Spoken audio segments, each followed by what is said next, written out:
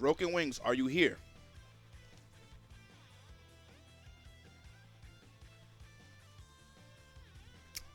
We're gonna start off educating Broken Wings. Because unfortunately, Broken Wings don't know what he's talking about. And I want to be able to educate him on the matter.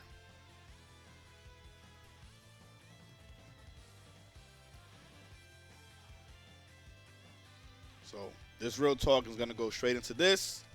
I always wonder if people who keep comparing Bum1six3 birthday badge versus combo breaker payouts forget that there was a lot of things that needed to be paid at combo breaker versus just running a tournament for your birthday.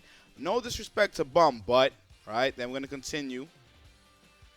Bum probably didn't have to pay as much as Hado in order to have the event running. Both are amazing event runners, but I don't think we should compare combo breaker to birthday batch when it comes to payouts. Too much logistics involved. Okay. Here is where you don't know what you're talking about at all, and it's going to be very, very, very, very simple. No, Stasis, he's wrong completely, 100%. It doesn't even matter. It doesn't even matter about any of that. Here's where he's wrong. You ready? Are you still here? Broken Wings, let me know if you're still here. I'm gonna educate you. Okay. And then don't ask me no questions because this is super easy to comprehend. Super easy. So you're like, all right, Rick paid for this, and Bum paid for this, right? That's how you put it. Now here's the thing. How much you think I paid for Maturino?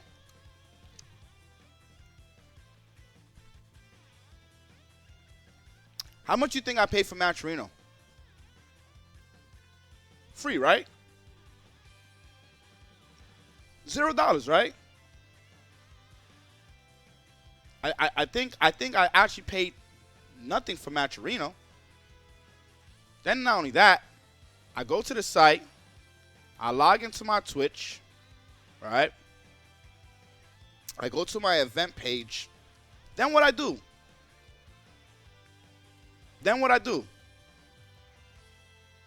Right? From there, I go to my page. And what I do after that, guys? What is it that I do after?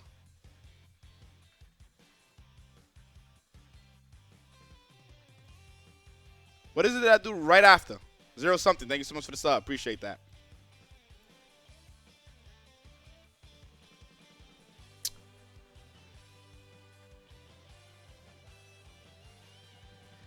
Probably less than all the payments. Also, yes, I know you have to pay for Maturino. No, you don't.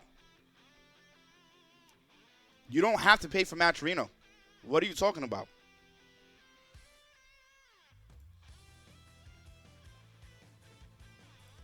You actually don't know what you're talking about, dude. You see, this is the problem of a lot of you guys, and they tend to tell me,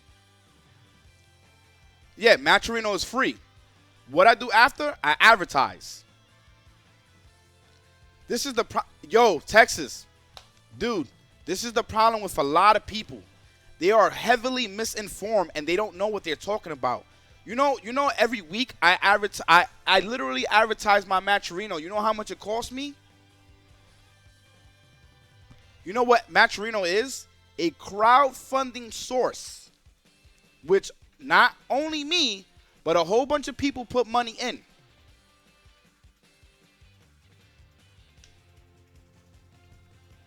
That's literally it. And damn, no, because guess what? Mortal Kombat 11, they had a tournament and they advertised their Maturino and it didn't cost them anything. So how does Maturino make money if they don't pay via payouts? They take a percentage. How they stay afloat in terms of business. That's how they do it. Let me tell you how they do it, Broken Wing. I got you right now, buddy. I got you right now. Right? Because apparently he does not know how this works. And I got him right now, guys. This is to teach everybody, period. And then don't ask me no more questions because this is very simple. If you know Matcherino, you should understand it right away. But nonetheless, I'm gonna teach you anyway. So you see G Fuel, right? You see what they doing here? When you click on the follow, right? When you click on this follow, it puts in 20 cents to the pot. Now, G Fuel is like, hey, you know what? We're going to pay Matcherino a certain amount of money to advertise our stuff so we can get more followers, more subscribers, and people to visit our link. Let's scroll on down even more. Another company, Power A, they pay as well. They pay for the follow. Scroll down even more. Palladia Gaming. Hey, we're going to pay Matcherino a certain amount of money to get more people to follow. Scroll down even more. Hashtag Arena, right? They have this. They want to get people to subscribe to their stream. Hey, let's go down even more. You got the follow for hashtag Arena again. Palladia Gaming. Subscribe to hashtag. You see all of this stuff? These companies pay Matcherino. And in doing so, in return, they have people like us advertise to get people to click on these quests so you guys can subscribe or check out their content or whatever. It is super simple. It is not difficult at all, dude. That's how they make their money. But you guys tend to say stuff and y'all don't know what y'all talking about. Educate yourself. Ask questions before saying silly stuff. Rick could pay $1 million, $2 million. That doesn't matter, because guess what? Every week, I don't pay shit. I don't pay nothing. So that means he doesn't have to pay nothing. You guys gotta like really comprehend. Broken Wing, I already broke it down to you, dude. You're asking questions and you already got the answers. It is super simple, dude. Don't be ignorant. You got the answer already. The answer's there. I just literally told you that the companies paid them. You're actually just not even listening. How do you ask me, do they not take a cut? I literally just told you the company pays Matcherino. It's super simple. How old are you? You got to be young. You got to be young, or you got to just not really be in tune with the world. And this is not a diss, man. This is just you need to really get it together. Yo, Lex Ruda, thank you so much for the sub. I appreciate that. You guys have to really, really learn how to ask questions. It's not that difficult. Betsy.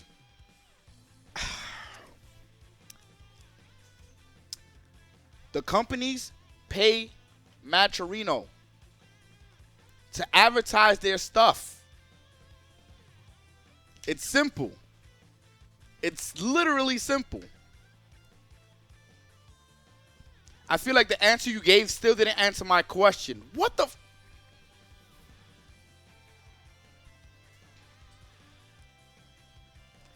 The companies pay Matcherino to have their stuff advertised, whatever it is.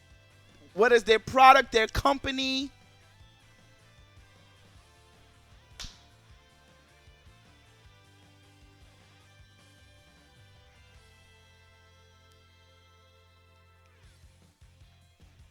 This is silly. This is actually advertising companies, Matcherino, bum, cookieologist. Thank you. This is actually insane. The question has been answered, dude, the minute I said that.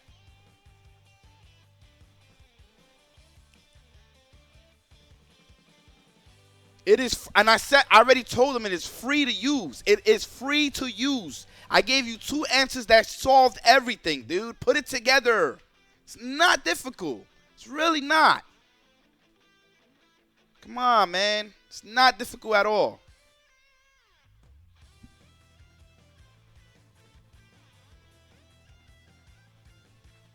Betsy. It is simple. They make their money by the companies paying them. And we get to use the Matcherino for free. It's a crowdfunding source. I already said this. It is a crowdfunding funding source. We, the people, get to use it for free to allow our players to be able to like get more money in the pot. Does Matcherino take a cut? No, it's free to use, but do they take a cut? This is the thing. I don't understand. My question was always that it costs a ton of money to run combo break. Dude, there is no way that you still don't understand what I'm telling you. There is no way. There is no way. Are you just not listening? My question was always that it costs a ton of money to run combo breakers, so it takes a lot of money to pay for the event. Therefore, it would be hard to pay as much for the prize pool. Now, while I see Matcherino will help to pay the prize pool, I was saying the reason they didn't have a huge payout combo breakers because over the overhead costs. Dude, stop.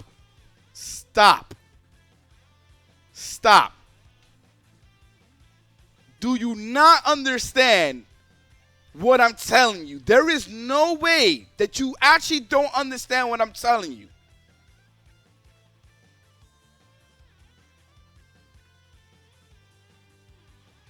There is no way. Dude.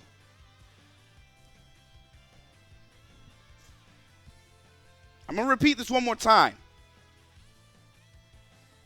The site is free to use.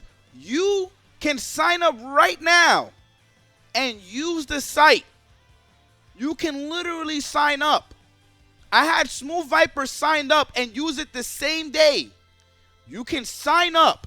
You have your viewers or anybody else try to donate if they can to the crowdfunding source that is free to use. Free to use. It doesn't matter about overhead costs. It doesn't matter about any of that, dude. It is free. It doesn't matter if Rick paid $1 million. He still gets to use that program, that site, for free. It doesn't cost him anything. Free, as in $0, 0 cents. Your question has been answered like numerous times already.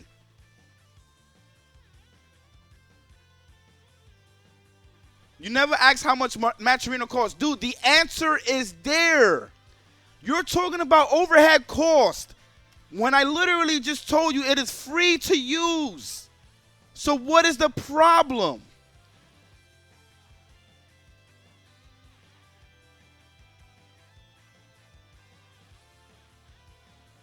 It's obvious. It's mad obvious. So how much does a Matcherino subscription cost? It is free. You can make a Matcherino right now and it's free. Doesn't matter about no overhead cost or anything of the sort. It is free. There is no subscription.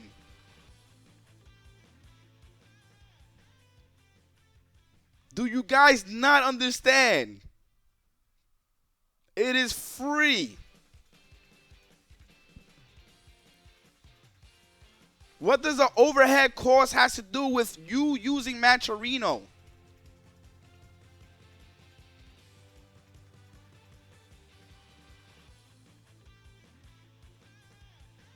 How much does Facebook cost? Yo, it is, dude, it is not difficult. You are right, and then it's free to use Matcherino. I was always wondering that maybe it was all about paying for the services to make. No, Broken Wing, it is free. It is free. Thank you. Thank you for coming here and actually letting me educate you. It is free. It is absolutely free, and this goes for anybody. He gets it now, guys. He gets it. Combo Breaker just didn't advertise, but let me put this out there. This is not Rick's fault. This is not Rick's fault. You understand this, right?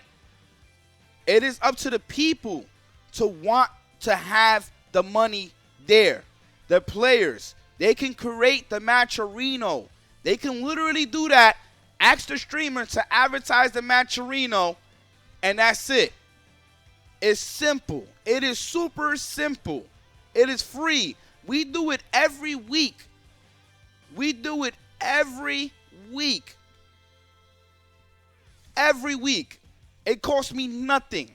It is $0. It costs me nothing. So that means majors can do it as well. It's not Rick's fault, but low-key it is. No, not really. Not really. Not really his fault.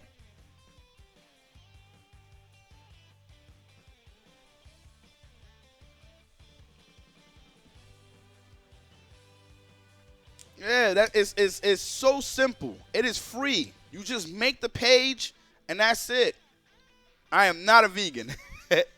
I am not a vegan. Right now, I'm just doing my real talk, man. I want to do the real talk. I think it's very important to do this real talk. I wanted to educate this brother, man. I wanted to educate him because he's comparing how much money they spend, and that doesn't even matter. That doesn't matter at all. It all came down to just using the crowdfunding source that is called Matcherino, which is free, and getting people to come together. There was 30,000 people watching Guilty Gear Strive. I'm pretty sure there was one rich motherfucker that would have put in mad money. I'm pretty sure there was one rich motherfucker, plenty of rich motherfuckers in that shit, that would have put in thousands of dollars into the Matcherino. It would have not cost anything. It would have not cost anything.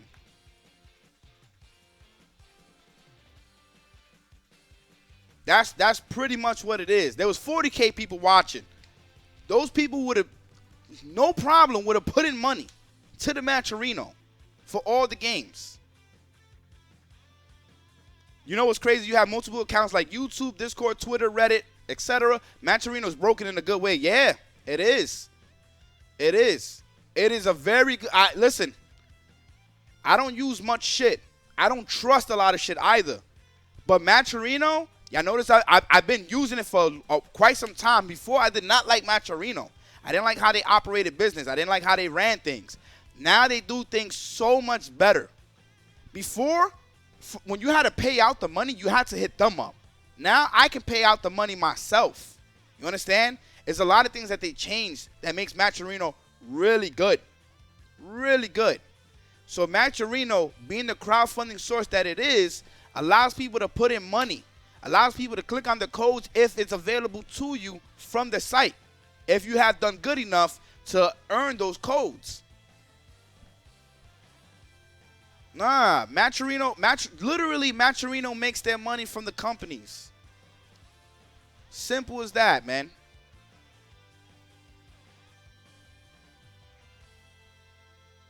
I see what you're saying for real. Bum just has a community personality, have a higher payout. I'm using crowdfunding sources as such as Rich Matcherino. That's why we have a bigger payout than a bigger major. Yo, that's literally all I did was advertise.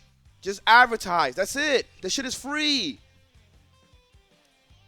I advertised during a big event and got money for these games. So like these companies and the people can do the same thing as well. That's pretty much what I'm telling everybody. It is free to advertise, a free site to use.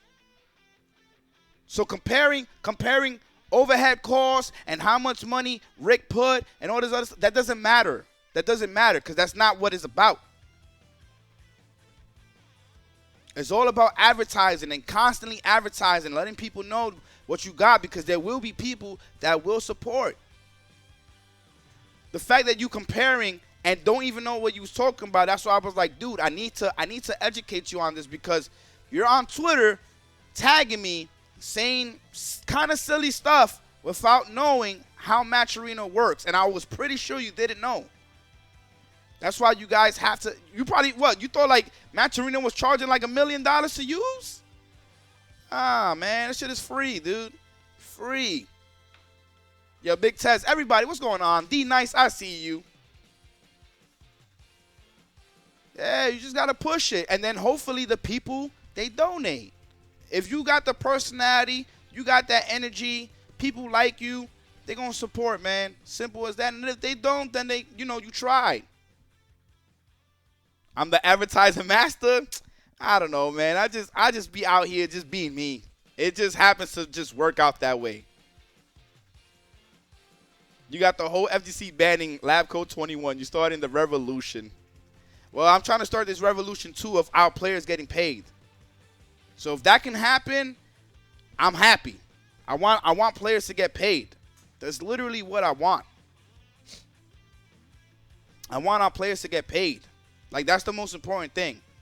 If you notice, before I used to have this like $100 or $200. I used to have this like 50 to 100 subs every. I changed that shit because I want players to get paid even more. I want our players to be able to profit. I feel like people look down on asking views to support the player. Not me. Not me. I'm about that life, man. And the thing is like, you know, funny enough, I used to not be like that, right? And then I changed and I realized, like, I told y'all, like, I watched Ninja, I watched Amarath, I watched a bunch of people, and I'm like, these people are getting huge support. But why is it that they're getting huge support? What is it that they're doing differently than us that they're getting so much support, right?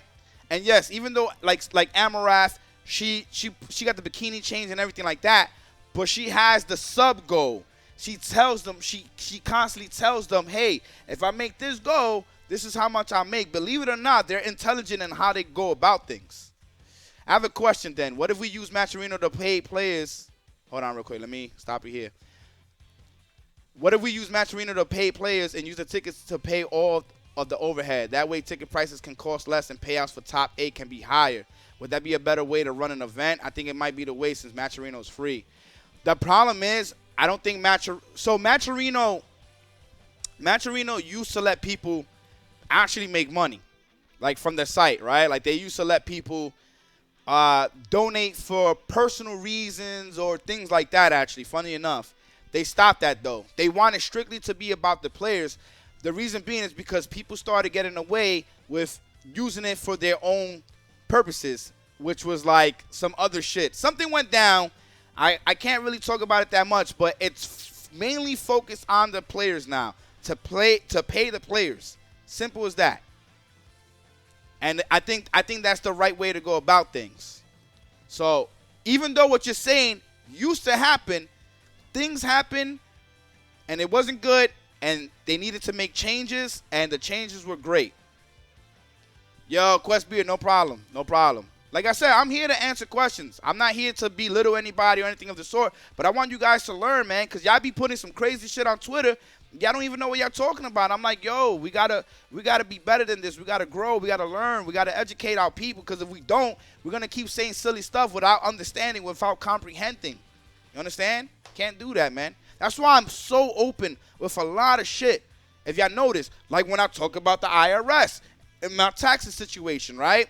A whole bunch of things, I don't want you guys to run into the same shit that I run into. You understand? If I can teach you guys on how to run a stream, on things to do when it comes to running your business or whatever, I want to help out. I want to be able to help out however I can.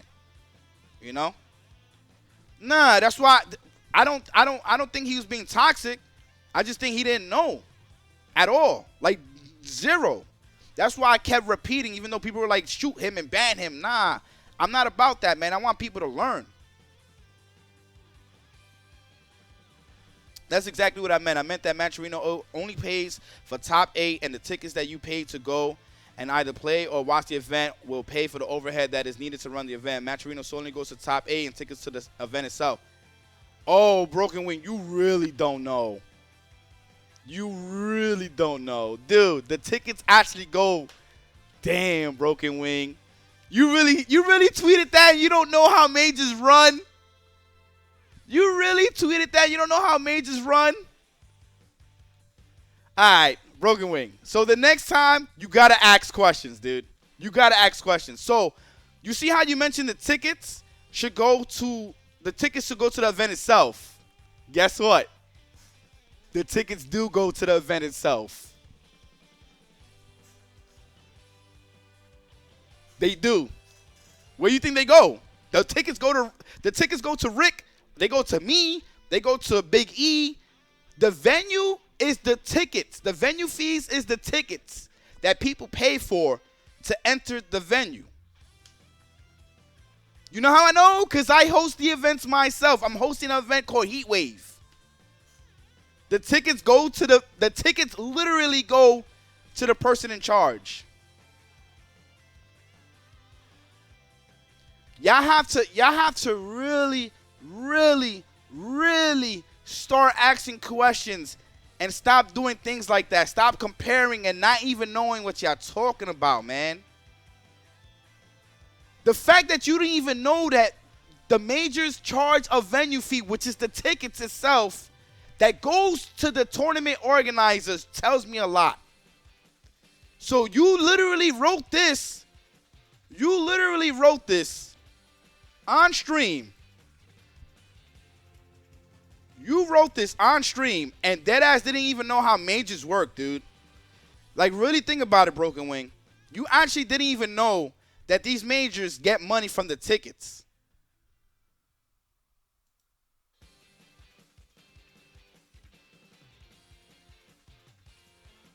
Y'all have to stop being on that site and just stop talking.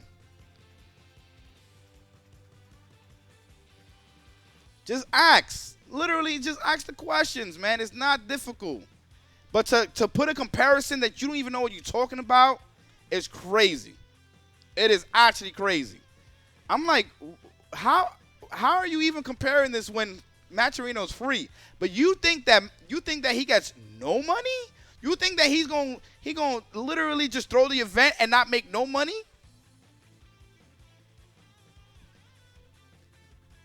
I knew the tickets would go to the venue and everything. I was asking the question that what if instead of paying for the prize pool as well as the venue, you just paid for the venue and have the Maturino pay the prize pool? Nah, the thing about that though, the thing about that is people want to put in money for it to grow. It's funny enough, it's old school where you put in your own money, right? You put in your own money and you compete. Right? So that's the thing, is something of an old school thing that we do at the FGC. And it's something that we do in general. It's not even only FGC, it's first person shooters. When I used to play first person shooters back then, which was SOCOM 2 for game battles, you had to pay a $15 fee. $15. So it's, you pay that and they put all of that into a pot. And back then, there was no prize pool. There was no crowdfunding source. So the prize pool was literally from the entry fees. It's something of old school, which is not going to ever go away. You know what I'm saying? Now, there'll be some events that they won't have an entry fee. Oh, yeah, I used to play. I was a champion. I was legit a champion in SOCOM 2. So, literally, we have it where people pay. And the reason being is because, number one, it kind of like forces people to want to play at their hardest, right? There's something at stake. Even if it's not a lot of money, there's something at stake. You're putting up some type of money. You understand? So, it's a classic thing that's not gonna go away, if not for a long time. Probably not ever, to be honest with you. Yeah, people pay in. It's everything. Literally everything. You pay for, like, everything. They can't just use Maturino. Big sponsors like MS, Sony don't want to enrich Maturino because it's either direct or indirect competition to their own current or future designs, and they help in the foot. Well, that's yes and no, Chapter. Yes and no. The reason being is because although you're saying that, there was at least three separate tournaments at Combo Breaker that used Maturino, and they still were sponsoring all that other stuff. So, yes, if it's Sony owned, right? If it's another company that actually just owns the stream and all that other stuff, that's different. That's completely different. Then they could do whatever they want. You understand? But these are streamers that were running it. So they were running the advertisements that they were told to run. But at the same time, the streamers were actually using the Maturino for like the 5v5, the 8v8, the Mortal Kombat 11. They were still using Maturino, dude. So that's wrong, at least for the Combo Breaker. That's why we use Matcherino for Vortex side tournaments at EVO, but not main stage. No, and that's fine, though. That, like I said, it's different. PlayStation is completely in charge of EVO now. You understand that, right? Just want to put that out there. It's completely in charge. That is the World Championship event. Not going to use no Matcherino. That's why from time to time, they have pop bonuses from the companies itself.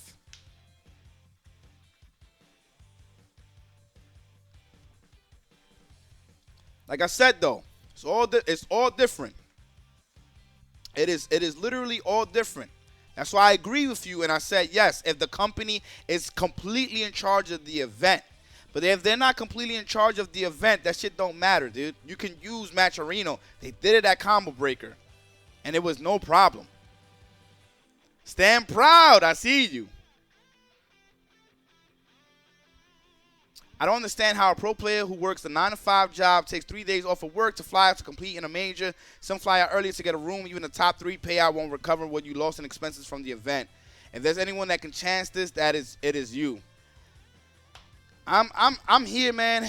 I'm trying my best to just educate my people and let them know what it is, because I do know a lot when it comes to this field, right? What is Matcherino? Is a crowdfunding source that we use in order to put money in for technically for free. I have a big question. No disrespect at all, and thanks for your time, but I want to bring to the table, then what is everyone complaining about how expensive it is to even go to majors? How can we fix this to take care of both sides? A way to pay the players as well as take care of the event and people running it. Nah, this is not disrespectful at all, Broken Wing. This is good, dude. This is good. See, this is why I wanted you to come here, right? You're asking a meaningful question. So Matcherino, number one, helps out a lot, right? As a matter of fact, let's highlight this this message, because I think this is actually a good message. I think this is a very good message. All right? So let's put this here. Then I have a big question. No disrespect at all, and thanks for your time. What I want to bring to the table then is, with everyone complaining about how expensive it is to even go to the majors, how can we fix this to take care of both sides? A way to pay the players as well to take care of the event and the people running it. Great question. Great question. Okay. So, thank you so much, Anonymous, for gifting Broken Wing. So, here's the thing, right? And this is all real talk, guys. This is the real talk, right? Just want to put this out here. This is I just added this because I saw what Broken Wing said on Twitter, and I wanted to educate him on the matter and educate anybody else that don't know so much about why people are complaining and stuff like that. Now, let's get into it. The reason why people are complaining is because they're going on the plane, they're paying for food, they're paying for the rooms, and not everybody has a sponsorship. And even if you have a sponsorship, we don't know what's the deal with your sponsorship. What was written in that contract? How much you're getting paid? What are the expenses that they're willing to pay as far as travel fees and stuff like that, right? We don't know. We actually don't know. So here's the thing, right? Here's the thing. Matcherino is a great way for the players to get even more money, right? That's a great incentive to get even more players to join your event. When there's more money, there's bound to be more players and more killers at that, which is great for the exposure of your stream, of your event, because the more good players you have, the more people want to be able to watch your event, right? It's no different from wrestling, basketball, football, soccer, baseball.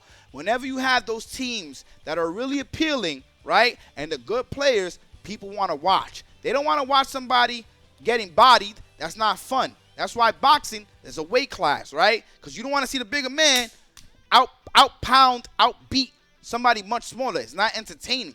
But when you have a whole bunch of killers in one field, right, you know what I'm saying? If you ever notice, if a pro's playing a novice, right, people are not really watching that. But if you have somebody like, for example, Pred versus Nitro, Kasuga versus Wade, even though I got these players going against each other, right? But this is the usual that goes on, like at the HOC or Damascus event, right? These players are playing against each other. Those are usually our highlights. Those are usually our players that are going to bring in people. Even if they play the cheap shit, people want to see them play because they're really good. So in doing so, they're willing to the spectators, the viewers, right? They're willing to put in money into the pot.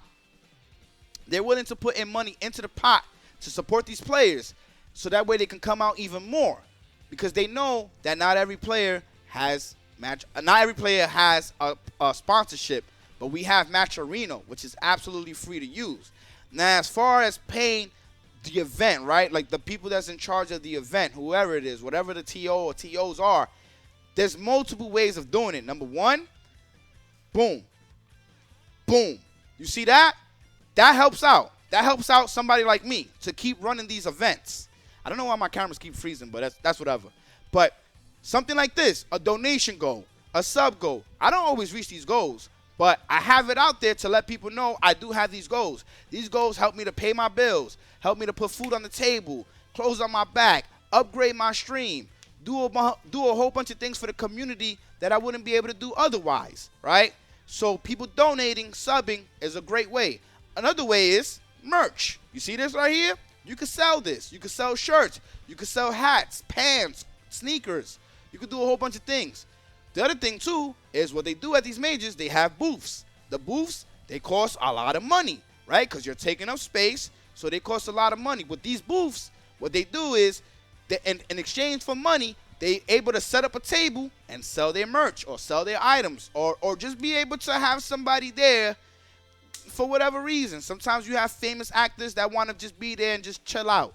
You understand? So that's the reason. That's another way of them generating revenue. Another way is advertising stuff on stream. That's another way that they can get money, right? So they'll have Gatorade. Gatorade come up to them. Hey, we want to be able to sponsor our. We want to be able to advertise our drinks at your event. Boom. There you go right there. So that's many ways for people to make money. Many ways. So that's how we can go about people making money on both sides, both for the players and for the TOs.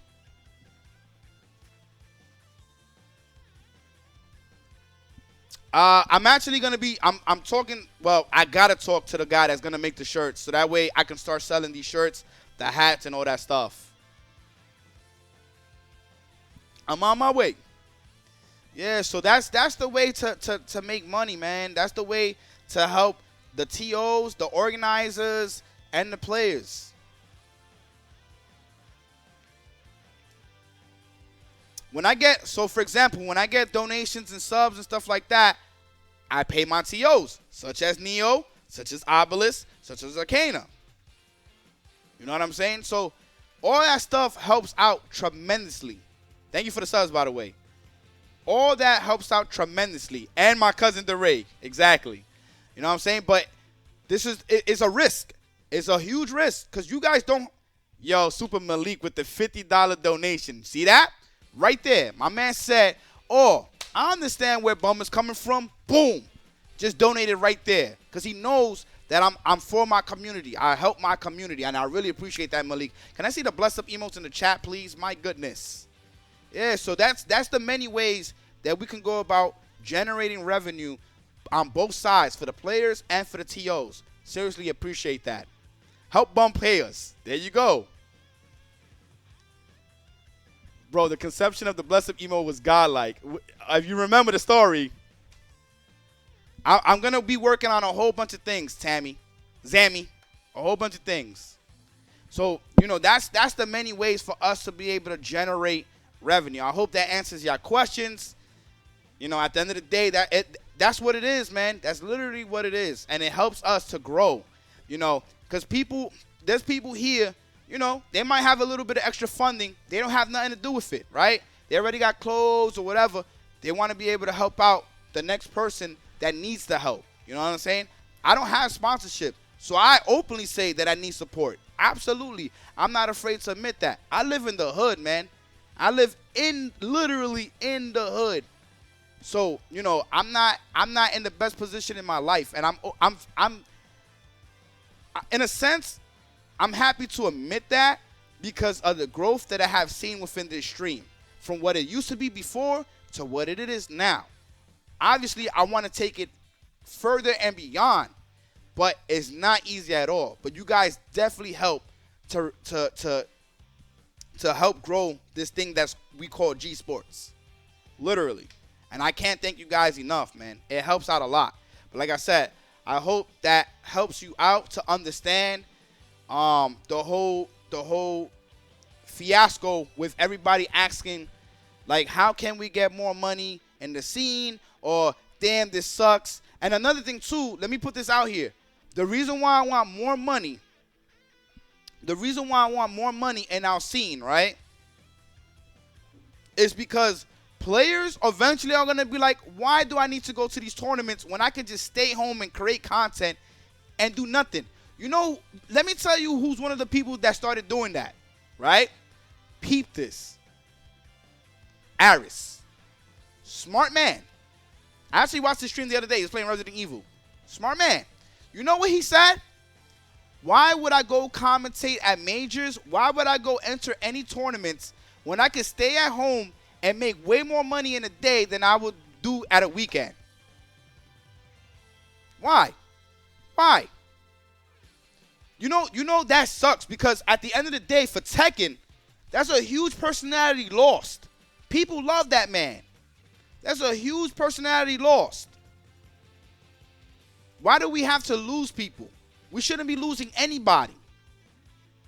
XQC did the same thing, yeah. For what? He gonna make more money fucking streaming in his house than playing for Overwatch League. The Killsay said the same thing. Exactly. You think Hook is not close to that? Hook is godlike. I love that man, by the way. I love that man. But you think he's not close to being like, I'm just gonna stay home and be a variety streamer and that's it. He get consistent 800, 900 viewers watching him and people going ham to sub to his channel, to donate. He said that yesterday? Come on, man. Call me the fucking library. Nigga! I'm telling you, it's going to happen. Here's even more the reason why it will happen if we don't start putting money into the pot. People will start staying home to play the new online games that are going to have the godlike netcodes. Smug said the same thing. I'm telling y'all, it's going to happen. It is going to happen. They're going to be like, why do I need to travel when I get more money staying home? And there's online tournaments that now we have rollback. Why the fuck do I need to go out? Why do I want to hang around people that are going to stink in the venue? Why do I want to hang around guys that don't know how to act in front of girls or start stalking girls? Why would the ladies want to go out to any events like that? They could just stay home and avoid the bullshit. Why would anybody want to travel to these events and not get any money in their pockets? Come on, man. I'm being mad fucking real here. I'm being so real. I'm being extremely real. And if we don't get these, listen, believe it or not, the top players are what's bringing the viewership, not the low-level players. They're not. Nobody wants to see a low-level player. They want to see the high-tier and the top-tier players go at it. That's what they care about. Now, of course, the people that are casually into these tournaments, of course, they help to put money into the pot. You understand what I'm saying? But they are not the ones that are bringing in the viewerships. They're not the ones that are bringing in the sponsorship. Let me tell you that right now. They're not. That's the truth of the matter that people do not want to talk about. They are not bringing in the sponsorship and stuff like that. It's the top players that are doing that. It is the top players, believe it or not. Those are the players that are actually bringing in the people. And they help to encourage or if not encourage the players, they just have appeal. They have appeal, right? Because they're good. Simple as that. So people see that, they're like, yo, I want to be like that player. Or I want to play him and beat him. What we can do is lower the ticket prices so more people can afford the events. No, you do that. So this is the crazy part. If you lower the money, you end up hurting somebody like Rick, right? Or Jabali, big time. So Rick said that he paid over $700,000 for the convention, right? Which I think he probably paid a little bit more than that. He probably paid like $750,000 or some shit like that. If you bring down the ticket prices, he won't be able to run events no more. He won't. It's done. The reason why he got a convention center, because the convention center is able to hold thousands and thousands of people, but at the same time, he paid almost $1 million for that. Now, the thing is, like I said, I don't think Rick is taking a loss. Do I think he's gaining a huge gain? No. But I don't think he's taking a loss. When you consistently running events that are successful, you're bound to profit. Now, how much you profiting, I don't know. So I'll give you a great example. Me. So for the birthday bash 2022, right? Just think about it. Everything that I put in, the pop bonuses, the venue fee, it came out to a lot of money. I took a huge loss, right? How many PlayStations I have? I have PlayStation 5s. I brought 12. Each one cost me $800. No, excuse me. Most of them cost me $800. In the beginning, it cost me $750, and then it moved down over to $800, right? So I have 12 PlayStation 5s. Don't forget that I had to buy Guilty Gear Strive DLC for those PlayStation 5s. Don't forget that I had to buy KOF 15 and DLC for those PlayStation 5s. Then I had to buy PlayStation 4s. You know how much the PlayStation 4s cost me? It cost me $300 plus for each one. And the PlayStation 4 Pro that I got, that shit cost me $400 plus.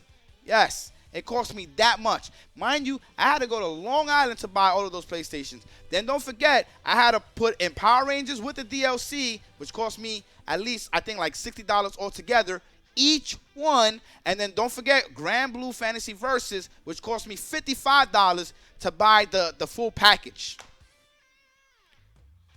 I lost a lot of money. Now the reason being that I'm hoping it was close to $15K. If you're wondering how much I lost for the birthday bash, by the way, want to let you guys know it was close to literally $15K, right? And this is including with me getting my subs, my donations, all that stuff. It was a lot of money. Now, don't forget that I brought equipment, I brought cameras, I brought a whole bunch of wiring. I brought a lot of shit. And then I put more money into the pop bonuses as well, right? Did I have to get insurance? No. Hell no. I ain't pay for no extra insurance. If my shit broke down, then it broke down. It broke down. Right? Simple as that. I'm just being honest. I ain't fucking rich. Do I think the Japan pros will come next year? No. I think they're done with DBFZ. I think they're done. So what did I gain in return? I gained the respect. And now people want to come out. So right now for the birthday bash, for the Heat Wave 2022, let me see how many entrants we have now. We are 88. We got people from Australia that wants to come through, right? So I took a loss, right? You can see it right here. 88 people so far. So I took a loss on the birthday bash. You know why I took a loss on the birthday bash? I took a loss on the birthday bash so I can take a gain later on in my life. Hopefully starting with Heat Wave. If not gaining a profit or going neutral, just a little loss, just a little bit. It's a long-term investment. Exactly. That's the reason why I spent all that money. Now I don't have to spend that money again. All I need to do is buy Skullgirls. Unfortunately, I didn't get it for $10. I didn't go. I got to get me Skullgirls, DNF Duel, Season 2 for Guilty Gear Strive, and that should be it. That's literally it. So I'm spending hundreds instead of thousands, right? And then I already spent the money, thousands on the venue, right? And then I already put thousands into the Matcherino. So from there, I'm hoping to gain a profit. Even if it's a small profit, it shows that what I did actually ended up working out, and I know what the fuck I'm doing, and I can keep going with this whole thing where I'm putting in mad money for the pop bonuses. Then the people are also contributing, and they're putting mad money into the pop bonus as well. And then we have a thing going where our players are getting paid. No longer are they flying out to get $500 or $4,000 when there's 1,000 people entering. That sucks. Mind you, like I said, this is nowhere near This on any of the TOs, whether it's Rick or Jabali, as a matter of fact, is a huge praise. I fucking love their work. I really fucking do. I thought it was amazing to see. And technically, somebody said, oh, on the low is their fault. No, it's actually not. It's actually not. It's up to the players to tell the TOs what is it that they want. Real shit. Real fucking shit. And as much as I love Punk, I really do. He's one of my favorite players to watch, to interact with. You know what I'm saying? The one problem that Punk did that I did not like, this was like the only thing I actually disliked that Punk did, is that when Rick asked him, hey, what do you think we could do better? He was like, nah, I'm done. I don't want to go. And that should have not happened. He should have spoke to Rick, whether publicly or privately, and let him know, hey, this is the problem I have with the events. I would like for change, because I would, if I have something going on, in my event and you guys don't like it, I want you guys to tell me. I don't care if it's privately or publicly, but I want you guys to tell me. I want you guys to tell me, because I want to do better. I want to be better. So if you guys see something wrong, hey, Bum, I ain't like that shit. Change up how you do something. Talk to me. Don't talk to me in the back. Don't talk to somebody else and say something and don't tell me, because then how am I supposed to grow and accommodate you guys the proper way? You understand what I'm saying? And it doesn't mean that every time somebody has a problem, I'm going to address the issue according to how you want it. That's not going to always work like that. But at least now I know that it may be a problem in the future, or something to look into later on. You understand what I'm saying? Nah, I mean, listen, there's always going to be a problem with the event. You understand what I'm saying? Like the birthday bash, I couldn't get the second stream to run. It kind of sucked.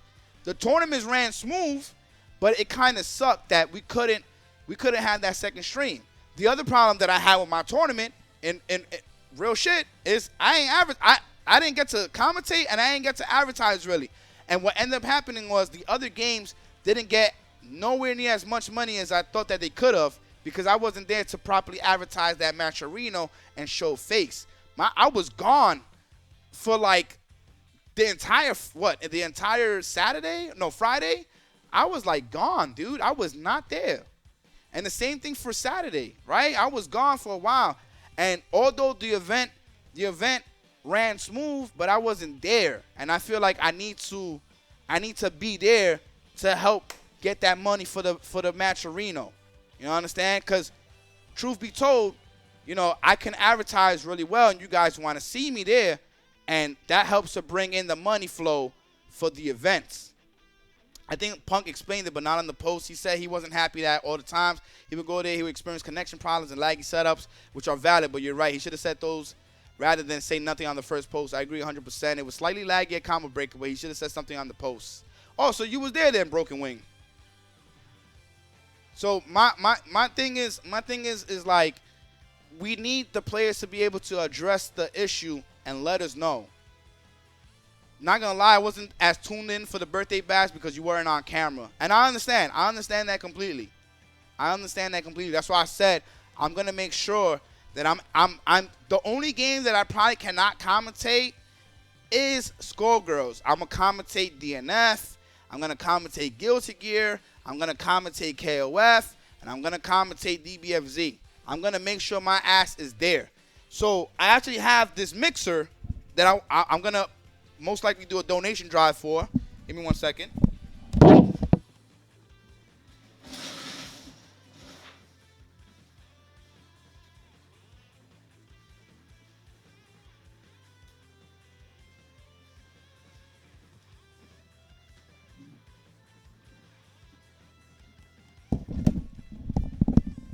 So this mixer right here, you see the mixer that I have right now is decent. It's not too bad, right?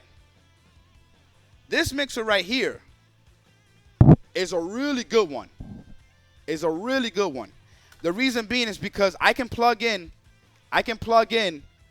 4 broadcaster headsets and there won't be no issues at all.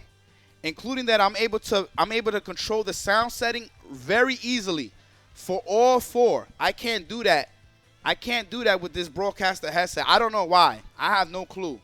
This one is expensive though. This was, I think, $669 or some shit like that. But it's a very good one. Very good. Including that it takes up a slot on my computer that it's the mini USB, I believe. So it makes things a lot easier. A lot easier for me to use. So I wanna get another one of this for that computer right there. You understand? So it makes things a lot easier. I could do triple or even quad commentary for both streams. So while I'm manning one stream, let's say, for example, we got Posey or Acoustics manning the second stream, right? We got them manning the second stream. They can have 3 other people commentary bugging the fuck out. Because that's another thing that I want to start doing too, is I want to do dual streams for you guys, not only for bigger events, but for the smaller events. And I also want to have triple commentary or even quad commentary. I want to see how that works out. We did triple commentary one time for the West Coast event, and it was godlike. Remember when I had the triple camera? I had Acoustics here, Posey, me here, and Posey over there. That shit was OD. It was extremely good. And I want to do something similar like that, and I could do that with this. Need that triple commentary for real, for real? Yeah, I know. I agree. I'd like to see both streams on Twitch next time if possible, Bum. Understand that running both things in your channel is a must, and I feel that, but if you could get them both on Twitch, it'll be got. No, the thing is, Space, I will have to make another Twitch account, and it doesn't make any sense when my YouTube is already built up. I get what you're saying, though. I get what you're saying, but my YouTube is already built. So I will have a lot of viewers on that channel as well, along with this channel. And it's about building my franchise, building G Sports. So me having YouTube and then me having Twitch is a win-win situation. Even though I spend a lot of money, but that was the whole point, is to have double streams so that way you guys don't miss out on matches. So for example, if we have Neo Judai versus Kasuga, right? Or Jilla versus Faulty Thing, you guys won't have to miss that. We will have both of those streams up and running, and you guys can see both of that. You understand what I'm saying? That's the reason why I have 2 streams. That's why I have multiple cameras. Look, I got a camera over there. I brought a mini TV. That mini TV, oh, that's another thing too. Yo, y'all don't understand how much fucking money I burn. Let me show you guys. I didn't even talk about that. I brought so much shit. Hold on.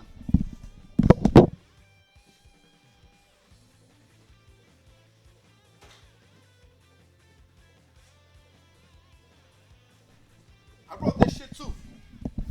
When I tell y'all that I spend so much money, so I brought this. I brought this thing, so that way I can keep watch of the cameras. So, because you know when you have, for example, I have the stream up right now, right? I have the stream up. I'm only able to see this camera right here. But with this right here, this will be plopped on the table, and I can see all the cameras. You understand? I'm really trying to step up G Sports on some crazy shit. So let's say, for example, something's going on, right? And they're popping off. I can switch over to the cameras that I wouldn't be able to see otherwise. But this right here will tell me, like, oh shit, they popping off, and I could switch, blip, and go into the other camera. I didn't say that I had this yet because I wanted to surprise y'all and shit like that. But you know, I tell y'all, this is why I say I ask for donations and subs, and I know sometimes I sound like a broken record, but I do it for good reason, great reasons at that, and it's to upgrade this fucking thing that we call G Sports, so that way we can do some amazing things. I don't know about no hot tub shit, but I hear you. Listen, man, I'm not the smartest guy in the world, you understand? I'm not the most tech savvy, but I try to educate myself on a lot of things so that way I can bring y'all some really good shit. GSPN, yeah. But I just go in, man. What was that in my hand? This right here is pretty much like a little monitor, and this little monitor helps me to keep track of all the cameras. So it'll be like the main camera here, and then it can hold like 4 cameras here or something like that. Yo, Pablo, thank you so much for the subs. I appreciate that, man. Much love, much love. G Sports stand is just different from esports. G Sports is like, yo, my G, or grassroots, just, you know, being a G. 4K baby monitor, let's go, yeah. And that's so that way I can keep track of the cameras and stuff like that, man. When I tell you that I'm constantly just trying to learn and expand on this thing that we call G Sports, I'm dead serious. Grassroots sports. Best way to put it. Yo, Lord Different, what's good, man? What is good? Bum loves beef patty with cheese from the chicken spot. How the fuck you know?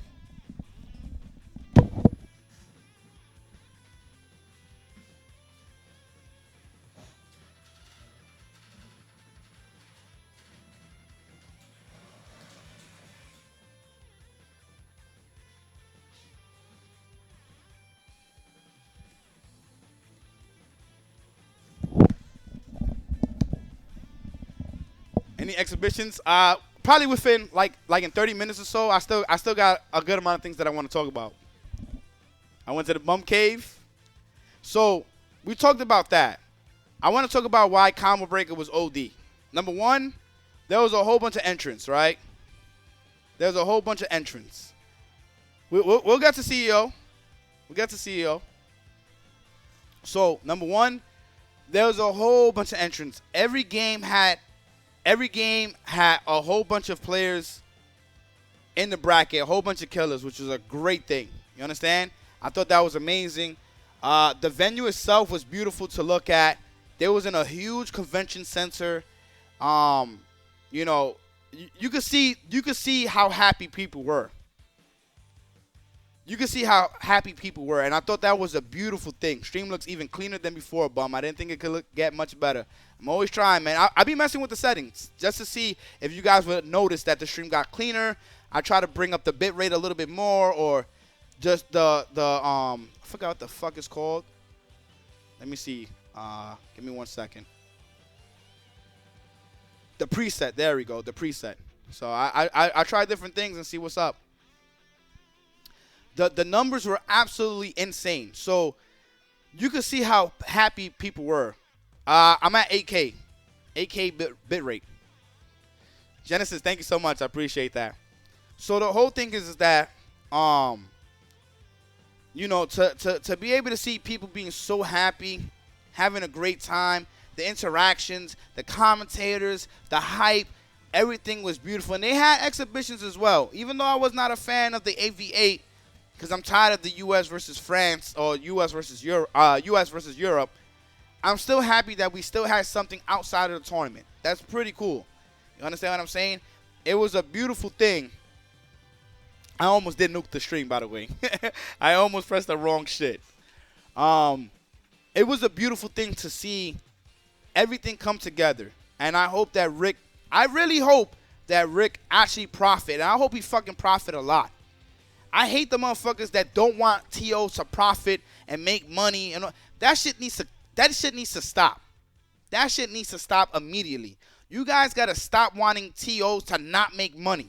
That shit makes no sense. Why would you want a TO to not make money? If they're putting in some amazing work, right? Big E, Larry, Jabali, Rick, right? Why the fuck would you not want them to get paid? Why would you not want them to make money? They're going out their way, sacrificing so much of their sleep, so much of their work, possibly not even profiting from these events, because it's a risk. It is a huge risk to put in this amount of money and not receive anything. You understand what I'm saying? You guys got to remember, the weather can come in swiftly and stop people from taking that plane to fly out. There could be a huge tornado. There could be a snowstorm. There could be so much shit going on wherever they at that will stop people from flying out. Then your event is fucked. And it will be real hard to recoup that money. You understand what I'm saying? Whenever we do this shit, it's a huge risk, man. It's a huge risk. So you guys, we got to stop with this broke man mindset. We need to stop that shit right away. We need to cut that shit the fuck out. We should want our TOs to put in work, and the organizers, everybody. We should want them to be able to get accommodated and get paid for their hard work. We need to stop that shit, because I'm pretty sure the reason why you don't see them putting how much they made and shit like that is because they don't want people to be like, oh, you see, they making mad money, they being greedy and all this other shit. Meanwhile, they're putting in so much work to make that shit happen. You think that Rick started Combo Break on Friday? I can guarantee that he probably started on Monday or Tuesday, right? Or even Sunday. Started bringing all that equipment to the convention center, right? Started bringing all that equipment, whether that's his equipment or he rented it out. I'm not too sure. That's on him. That's all his shit. You know what I'm saying? But I'm pretty sure he went there days early to start setting up, because that is not easy. It takes a long time to set up all that shit for all those games. It is not easy at all. Yeah, and the venue looked beautiful. Absolutely. We got to stop with the broke man mindset. We want to do better. We should want to do better, and we should want our people to do better and be better. Let's stop the broke man mindset. Let's start enriching our minds and start wanting to do better for our people and for ourselves. Let's start doing that, man.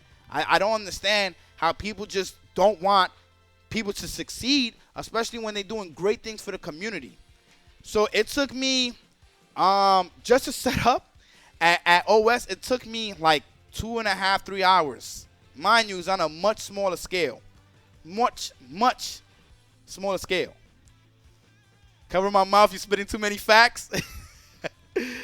Oh, man. Dr. Professor, I already talked about Punk voicing his criticism, actually. I just spoke about it, which I wasn't a fan of. And the thing is, I love Punk. I think he's a great guy. Like, I think he's great for the scene. You understand what I'm saying? But I don't like what he did, because he should have spoke to Rick, and I'm hoping that they did talk it out. I really do, because Rick put in an amazing amount of work, man. Rick said on Twitter he was gone from home for 10 days. I bet so. Dude, when I did the birthday bash, I barely slept. I'm going to explain why. I had so much energy running through me, and I was so nervous, and I didn't like how Friday went, that I was scared about Saturday. I barely slept. Barely slept on Friday night. When I got home, my mind was running wild. Like, please don't be like this on Saturday. Please, let's have this stream run. Please, you don't understand. I was going through it. And I'm so glad that Saturday was beautiful. I'm so glad that Saturday ran great. It wasn't perfect, but it ran fucking great. You understand? But it takes a lot to run these events, man. And I'm starting to grow my shit. It's not on the level of Jabali, Big E, Larry, Rick. It's not on the level. But obviously it's starting to grow, right? We're starting to witness something else within the FGC, starting to grow and become something. So me hosting these events, knowing how much money you got to put into, how much blood, sweat, and tears. I mean, dude, it is difficult, man. It is fucking difficult. You know what I'm saying? And you guys believing in me and supporting the way I do drives me to want to do better every single time. Literally every single time. But we should want our TOs, our organizers, to make money, to do good. When they do good, feel good, they're going to put that shit right back into the community. And that's exactly how it should be. It shouldn't even be a problem. You know what I'm saying? But, the reason, like I said, the reason why they don't like to let us know, they don't like to inform us how much they made and shit, because there's people in the community that they think that if they made a crazy amount of money or they profit, that they're greedy. It's crazy. The magnitude of the event, sure, you're not at that level yet, but the payouts, you blow every major out the water. Not even, y'all want to know something?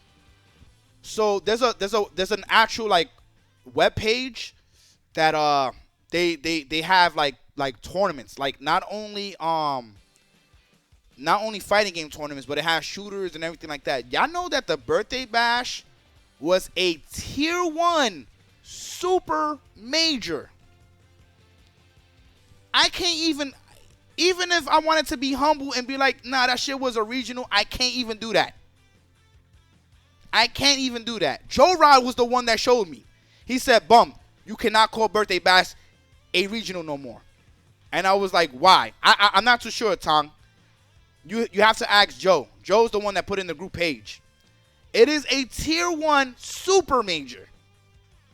That's what they classified it as. Tier 1 super major. It wasn't even a major. 7th largest event of all time. That's crazy. That is actually crazy. When I saw that, I was super happy. I actually got emotional when I saw that. When Joe shows up, ask him for the link, guys. We'll ask him for the link. And then I saw another page talk how good the major was. Let me see if this was it right here. I don't know if this was it, but let's see. Nah, this wasn't it, but look at that. But it puts it as a tier 1 here too. This is not it though. But damn. Put it as literally as a tier 1. That's crazy. So even if people want, nah, it wasn't a major, it don't even matter, dude. It don't even matter. Esports earnings, $24,751, guys. That's insane. This is actually crazy.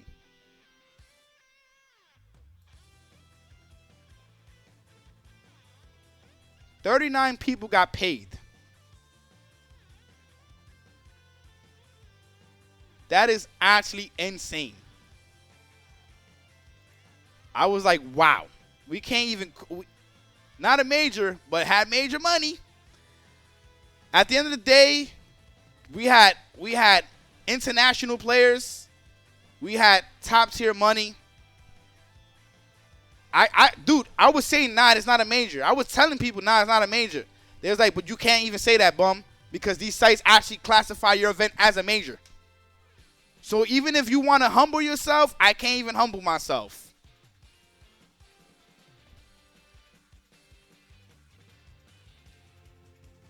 That is crazy. But let me tell you something. Combo Breaker would have easily broke 1K. You know how many people they had watching? They would have easily broke 1K. Like for the amount for like Pred. Easy. Easy. All they got to do is just advertise, man. It's easy. It's not difficult at all. I definitely downplayed. I definitely did. I will openly admit that. I definitely downplayed because I don't see it like that. You understand what I'm saying? I still see myself as bum. That's it. Like I just threw an event and I wanted people to have a great time. And I'm hoping people did, which they told me they did. But like the simple fact that they have this event as a tier 1. Even if you don't want to call my event a major, that's fine. These actual sites have it as a tier 1. That's extremely hard to get. He said, you know, fellas are running side bets and crowd too. Get a little bit of that money in the Matcherino. Well, I mean, that's among themselves. They will have to donate that money towards the Matcherino because they're not donating, they're betting. So that's different. Doesn't international players plus big prize pool equal major? It does. It does. That's exactly what a major is. A regional is like people coming from other states and stuff like that. But even KOF 15, we had, what, like 3 international players? Mind you, I wanna let y'all know something, right? I want to show you something for Heatwave. Son, Guilty Gear Strive and DNF Duel are literally like almost maxed out. We got 52 for Dragon Ball FighterZ right now. We got 31 for Guilty Gear Strive, 18 for KOF 15, and 31 for DNF Duel. We got 8 for Skullgirls. I'm pretty sure that's going to go up as well. But we got 31 for DNF Duel and 31 for Guilty Gear Strive. That's insane. Kizzy entered. Save me a spot for DNF.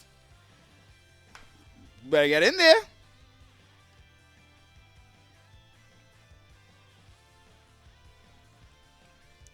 The numbers usually pick up like in the last 2 weeks. It was just like that. It was like that for Birthday Bash. Dude, the numbers were like kind of low, and the last 2 weeks, that shit got crazy. It was like 150 people signed up. And I don't get it though, because I'm like, you guys don't want to pay less money?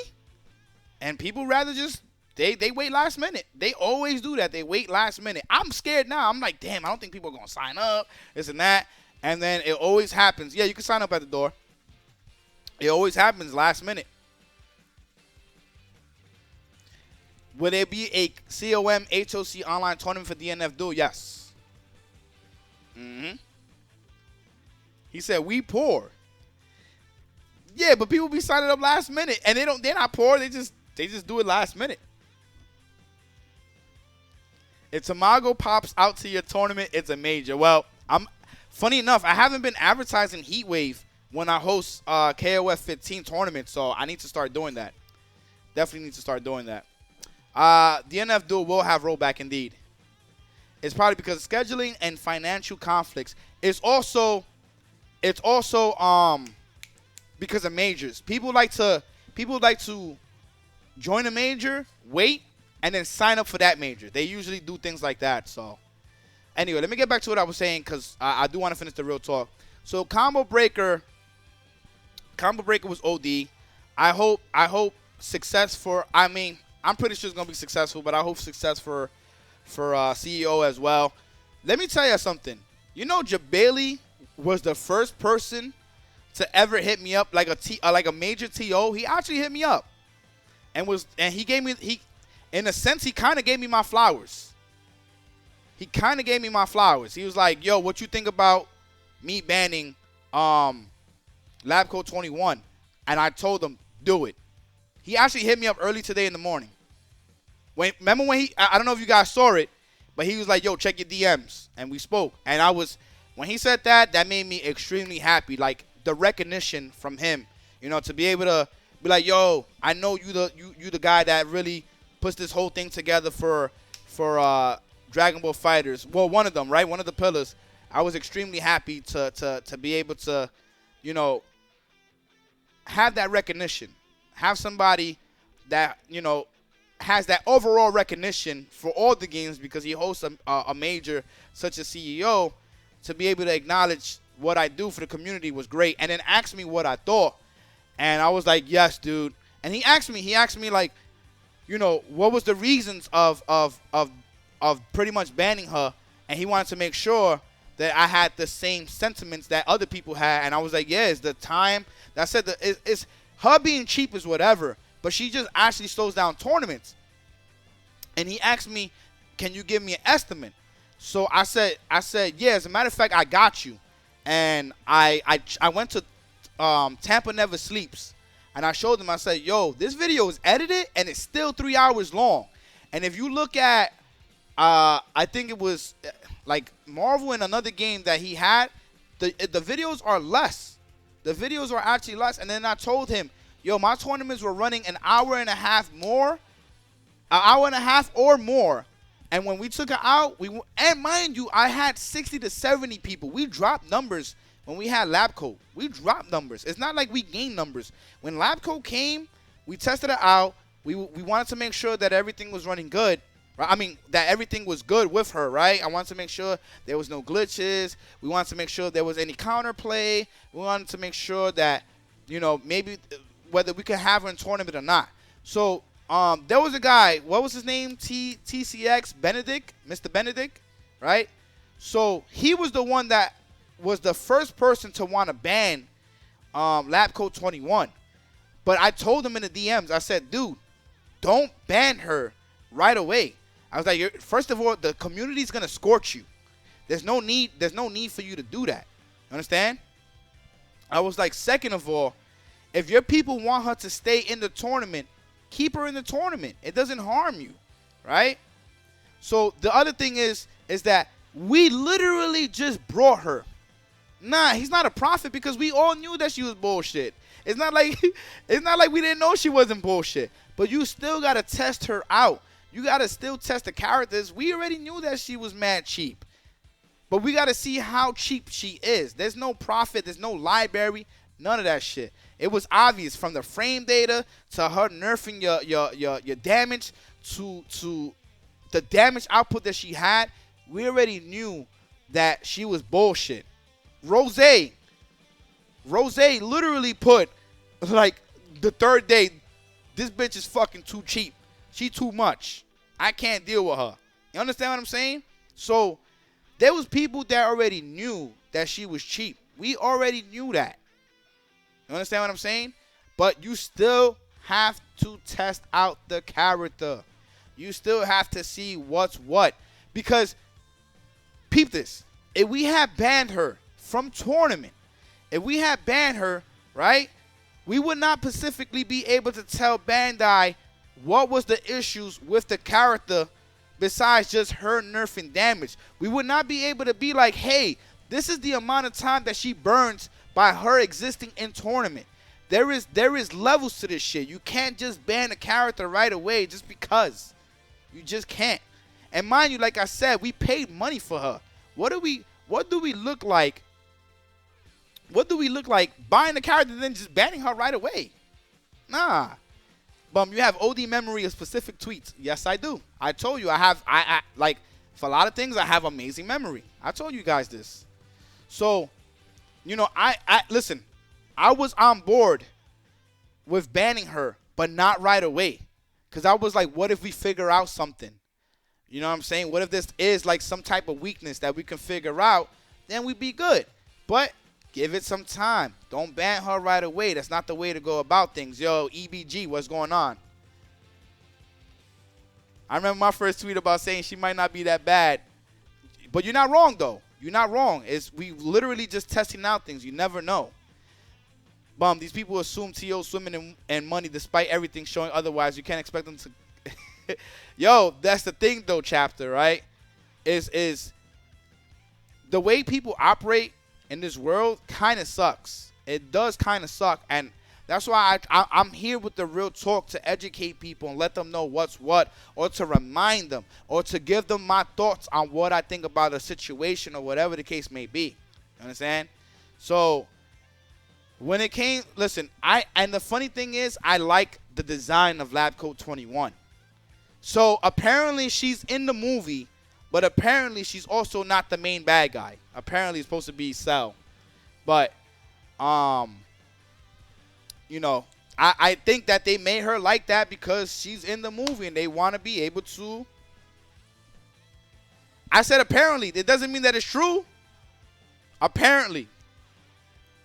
Had I absolutely known that they were in the movie, I would not say shit. I don't know. I said apparently. Apparently doesn't mean yes, she is. Yeah, like I said apparently.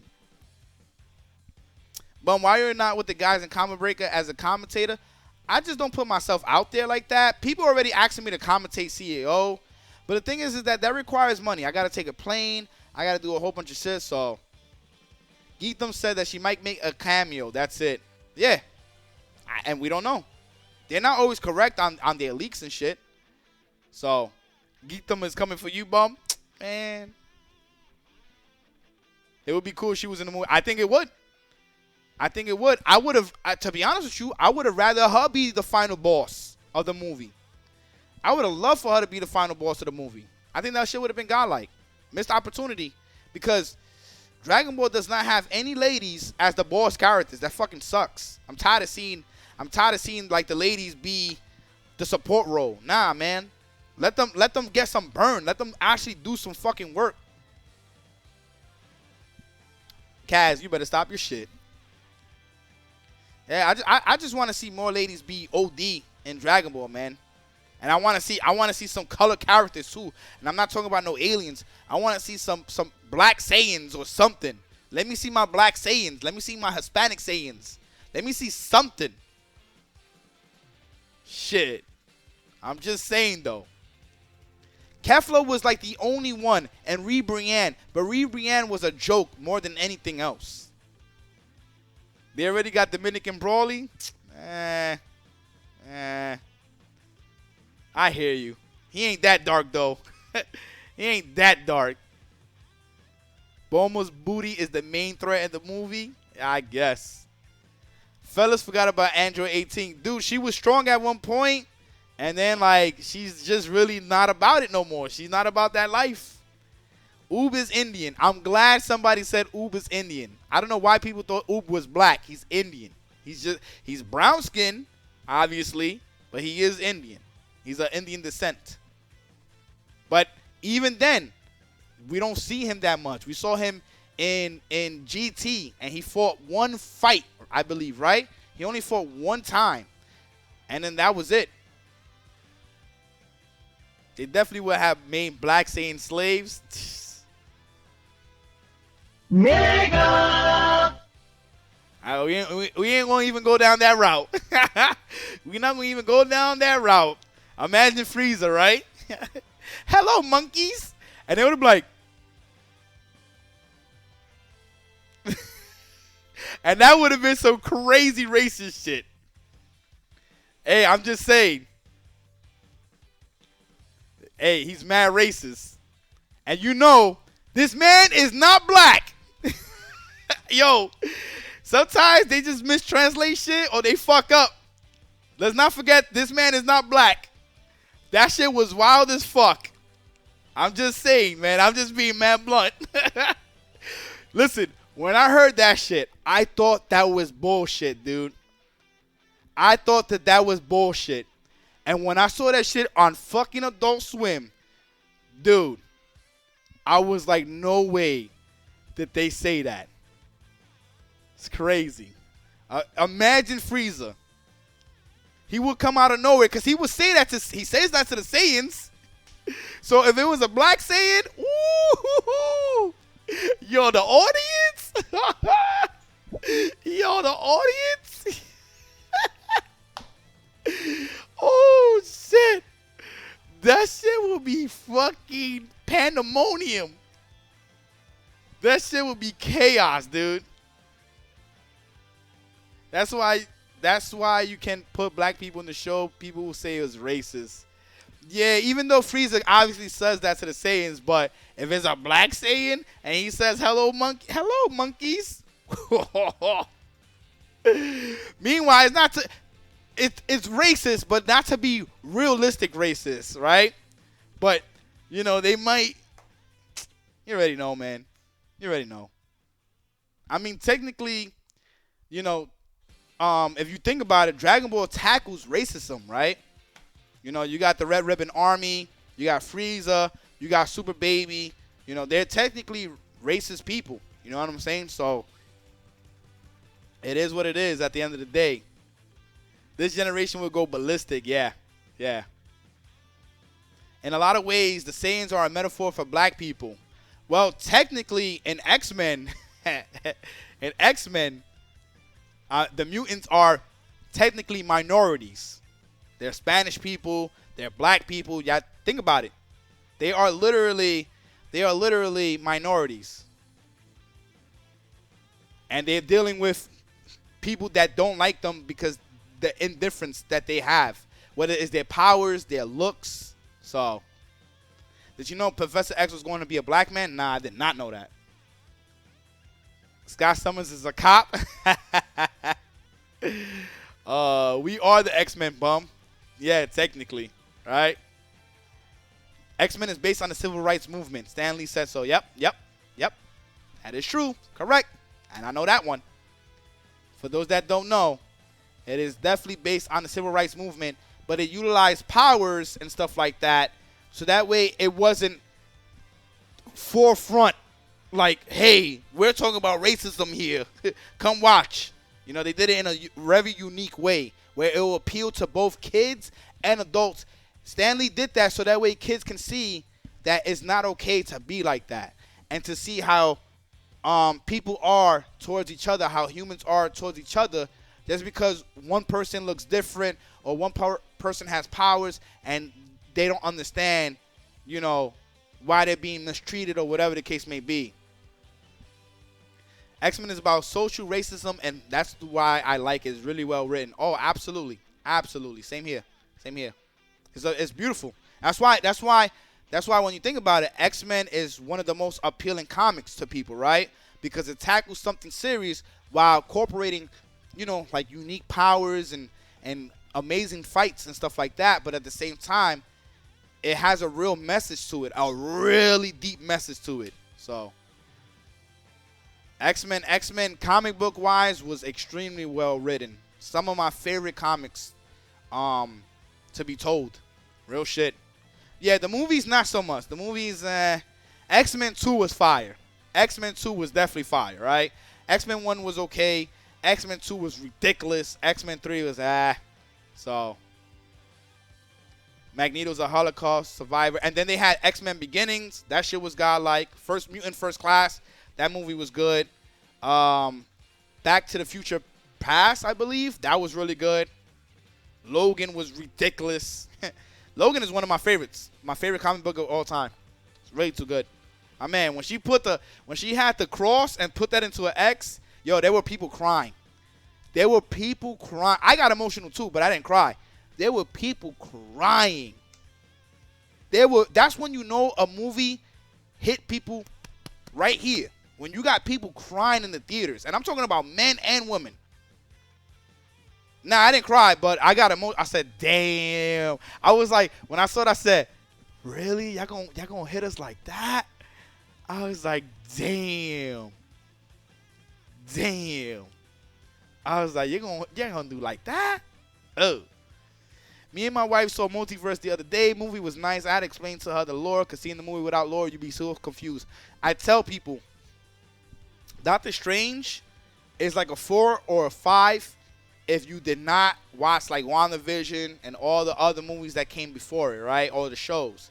But if you watch those shows, I give that shit like an 8.0 to possibly like an 8.9. I thought it was really good. But you have to watch the other shit to understand.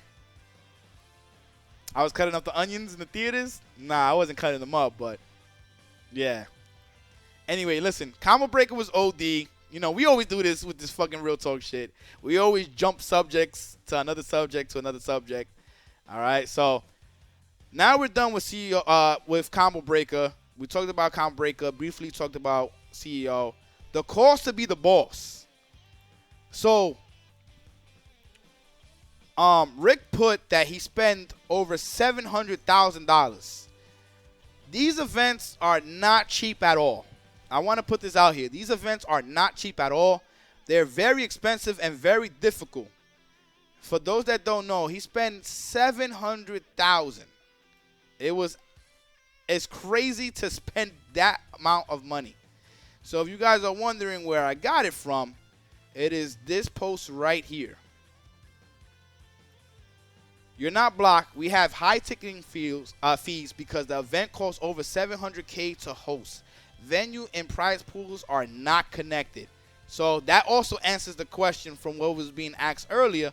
Once again, over 700,000, and the venue and prize pools are not connected, because I do believe he was charging $100 for the venue fee or $125 for the late fees or some shit like that. Do you play on this channel, Maestro? Yes. So I told people this the other day, and I tell people this now. The tickets are being sold at a loss. It is not being sold at a gain. I hope people realize this. It is being sold at a loss. It's the same thing for me as well. When we sell these tickets, right? Excuse me. When we sell these tickets, they are being sold at a loss. This is the cost to be the boss. So the whole thing is that you guys have to realize tickets are the loss leader. How do you donate on mobile? You can donate right here using that link. And anybody that wants to support the HOC and what I'm doing, I don't know why my camera's freezing a lot. I got to figure that out. But if you guys are wondering, well, I can't say. I don't think he took a loss, though. And I'm going to explain the cost to be the boss. So when you set up these events, right, you're selling the tickets at a loss. It's no different than the PlayStation being sold at a loss. The way they make up for the loss is by selling controllers. They sell controllers. They sell keyboards. They sell a mouse. They sell all types of things. Yo, Lord Different, it's all good, man. You don't got to. Yeah, they sell all types of things. So in Rick's case, we're selling merch. We're selling stickers and any accessories, anything of the sort. Rick is selling a whole bunch of things to make up for it. The other way he's making up money, like I said before, is the booths. The booths are probably like $2,000, $5,000. I'm assuming depending how much of the space that they're taking. If they're taking somewhere in the corner, well, they have like the map, right, of the venue, right, of the venue, and I'm pretty sure each section is a booth. Now, they most likely talk to the person, and they're like, where would you like your booth at? Over here is going to be $500 for a day, right? Or if you want it for the weekend, it's gonna cost you, well, most likely it's going to be for the weekend. I doubt it's going to be for like a day. So he'll probably be like, hey, for this booth, it's going to cost you $1,500 for the weekend. You want this booth, this is going to be $3,000 for the weekend. You want this booth, it's going to cost you $5,000. You want this big booth in the middle, that's going to cost you $10K. You understand what I'm saying? So each booth that you see on the map, right, is gonna have a pricing on it. So that's pretty much, I'm pretty sure how he went about it. You understand what I'm saying? So those people, they make their money by selling whatever they have, accessories, merch, stickers, art, whatever that they're selling. Or if you want to meet somebody, they have a meet and greet as well. They do that for like sponsored players, I believe, as well, right? They have like the meet and greet. If you want to meet somebody, if you want to meet Hook Gang God, he'll be here from this hour to this hour. He'll be here from like 2 o'clock to 5 o'clock. So if you want to meet him, you got to be here. You want to be over by Rosie's crib, it's going to be $10,000. Yeah. So that's how he makes additional money. You understand what I'm saying? In my case, my man Malik, my goodness, and see, that right there helps out tremendously. My man donated twice. Thank you so much for that. I really appreciate that, dude. That helps out tremendously. Right? So this is, yo, Sniper, thank you so much. I appreciate that. Sniper, no sniping. Sniper, no sniping. Appreciate that. I believe that is 106 right now. So they make that. I doubt Rick is losing money. I don't think he dropped $1 million every year out of the kindness of his heart. That's what I try to tell people. He's not stupid. He's been doing this for years. He is not stupid. I talked to Rick myself. I won't say how much he lost, but he did not end up in the green this year. Probably not, because he's doing something new. This is the first time him doing something in the convention center. And the other spot that he was in, I'm pretty sure he was in the green a lot. Sniper-matic, yeah. It went through, and we appreciate that. I updated the donation goal, by the way. So, that's why I said, oh, I know why it's lagging. Okay. I know why. There we go. Wait, let me make sure something real quick.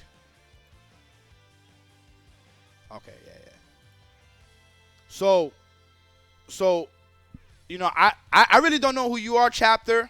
I don't know how close you are to Rick. I don't even know if you're telling the truth or not. I have no clue. And I can't say whether he went in the red, the green, the orange. I don't know, right? So my whole thing is, yo, Sniper, thank you so much, by the way. Yeah, it's weird that it's spiking. I have no clue. I will have to, I don't know if it's because I have the other camera on. I'm not too sure. Or I have too much shit on. I'm not. Let me see something real quick. Let's take this one off. It might be because I have too much shit on. I'm not too sure. Or it could be this here. It could be because I have that on. I'm going to take this off as well. Okay. So I put it back to regular. So I'm not saying that you're lying, by the way. I just don't know who you are, Chapter. I have no clue who you are at all. So I'm just going to go based on, like, what I'm saying. I can't, like I said, I can't say whether he went in the green, orange, red, whatever. What I can say is clearly he got the booths and stuff like that. I'm just a PNWTO. I do small batch events. No desire to do majors. Okay, that's cool. Yeah, so the donation link was laggy, to be honest. Sheesh. Yeah, but like I'm just informing people, chapter, like how he's making money. And the thing is, he is in a convention center. He's never been in a convention center before, right? I believe this is his first time. Let me know if I'm correct, chapter. But I do think this is the first time him being at a convention center. So, you know, spending that amount of money, I'm not going to say that he profit, but I'm also not going to say he took a loss. I really don't know, but he's an intelligent person. I'm pretty sure if he took a loss, I'm hoping there's a minor loss. And if he took a gain, I'm hoping that is a huge gain. I'm hoping that he profit. It's not easy with these events. All I could tell y'all is that that's the reason why he has the booths. Combo Breaker is the first convention center. I went to every Combo Breaker so far to date. Okay, so it was the first time him being at a convention center. Correct. New venue, a new county, which means new taxes and people to pay. Paying OT for Fire Marshal, Union. Yeah. You got to pay a whole bunch of shit. So that's the reason why he charged a lot. To be honest with y'all, he should have charged a little bit more. People don't seem to understand how much money he has to dish out. Now, whether he stays at the convention center or not, it's all depending on the success of this event that just happened for him. I'm hoping that he does because it looks like it's a beautiful spot.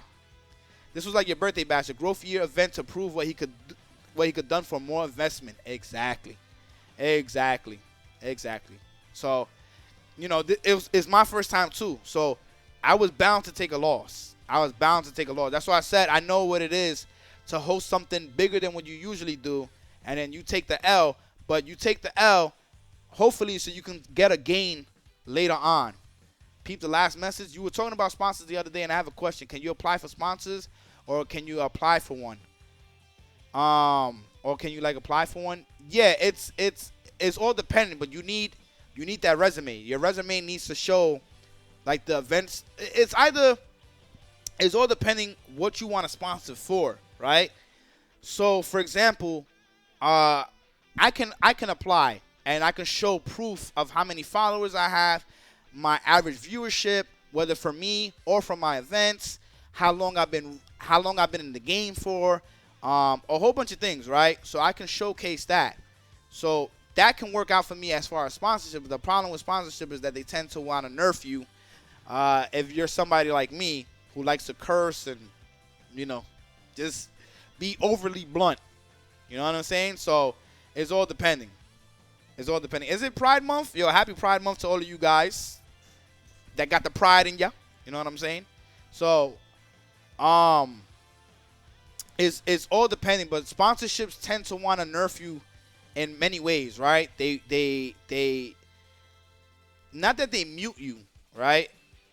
But they definitely don't want you saying certain things, right? They definitely don't want you saying certain things. So, it's all depending. If Evil Geniuses tolerated injurious shit for 5 years, they shouldn't have a damn thing to say about a little bit of cursing. But you'd be surprised. Why you think you ever saw Kizzy K's?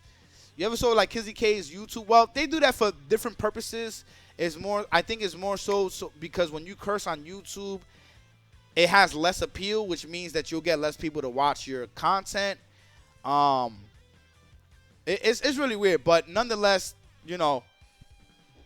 there's sponsorships that they don't want you cursing during a YouTube video or even on your stream, and you got to say certain things or whatever the case may be. So keep it real. Could you make your content more?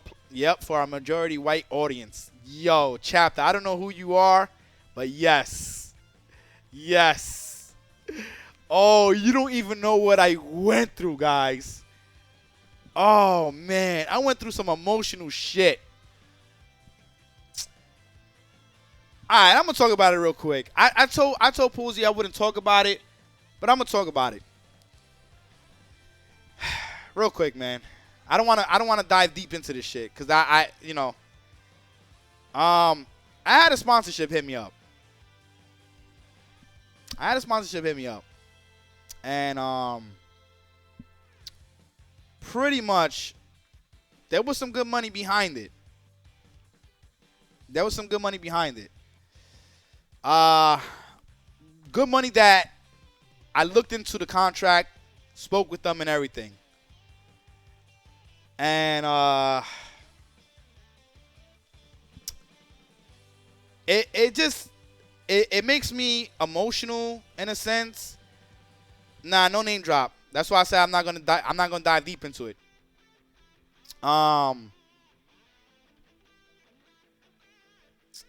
The problem is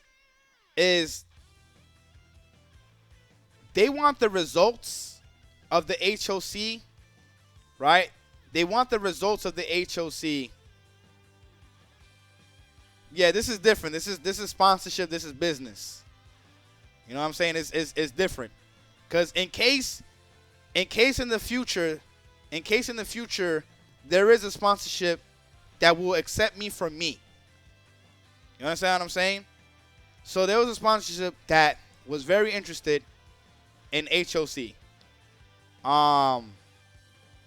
The problem is they wanted the results. They didn't want the act. Right? So that bothered me a lot. And pretty much they clearly didn't say that it was for a white audience, right? But they said, they would like for the appeal to sway over to a different audience. Literally like that. And it bothered me a lot because we got a lot of viewers, right? We're not even playing anything right now. We just have the real talk going on. We have almost 1,000 viewers. And I was furious. Like, I was furious. And I'm talking with Posey. Like, me and Posey just having this deep private talk. And he's like, nah, don't worry. Eventually you're going to get it. You're going to be good, man. Don't sweat it, dude. And I'm pissed. I'm really pissed because I'm like, damn, man. Like, this is like the 4th time in my life, a business corporation come up to me. They loving what I'm doing. I read the contract. The money's good. You know what I'm saying? I mean, it was good. And then I keep reading. And it's like, it sucks. It sucks. Honestly. Because it's like, they don't want to accept me for me. You understand what I'm saying? Like, I'm going to get me water.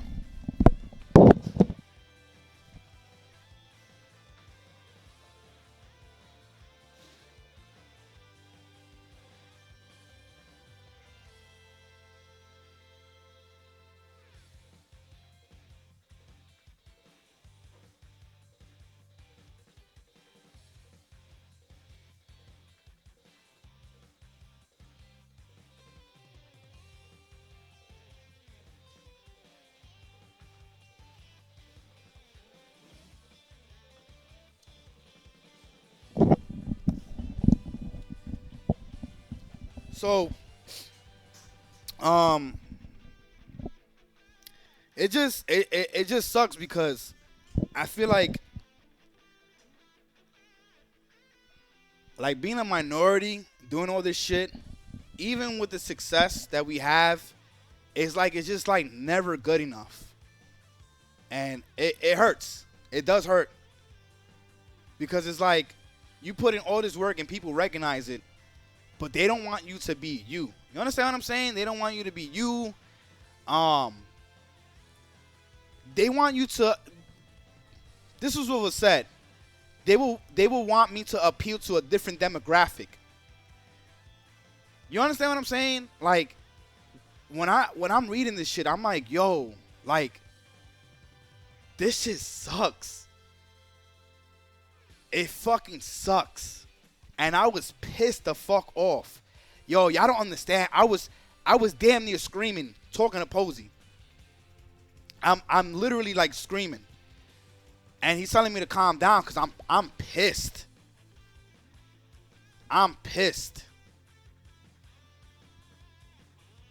Nah, you're a hermit. But when they say something like that, and here's the thing, and I'm talking to the dude on Discord, and I'm like, dude, if I end up appealing to a different audience, a different demographic, as you put it, I'm not gonna be successful with that because that's not what people know me for. So why would I even change who I am? That's not even intelligent shit. That's just taking a huge risk to fail at that. That's not my people. That's not for me. So, you know, it just sucked. And the minute that happened, you know, I'm talking with Posey. I'm just letting him know. You know, he's just keeping me composed. I was pissed. I was really pissed, man. When I get frustrated,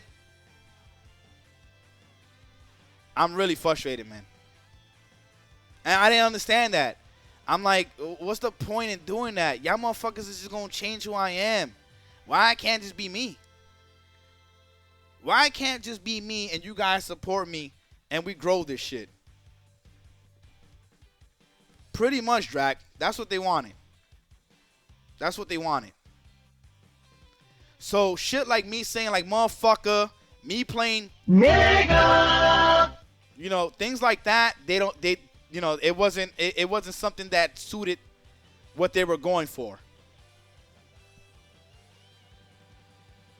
Me saying nigga, motherfucker, or you know, the you know, being extremely loud at times.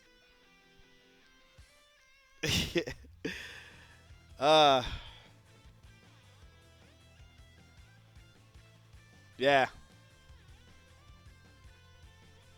So,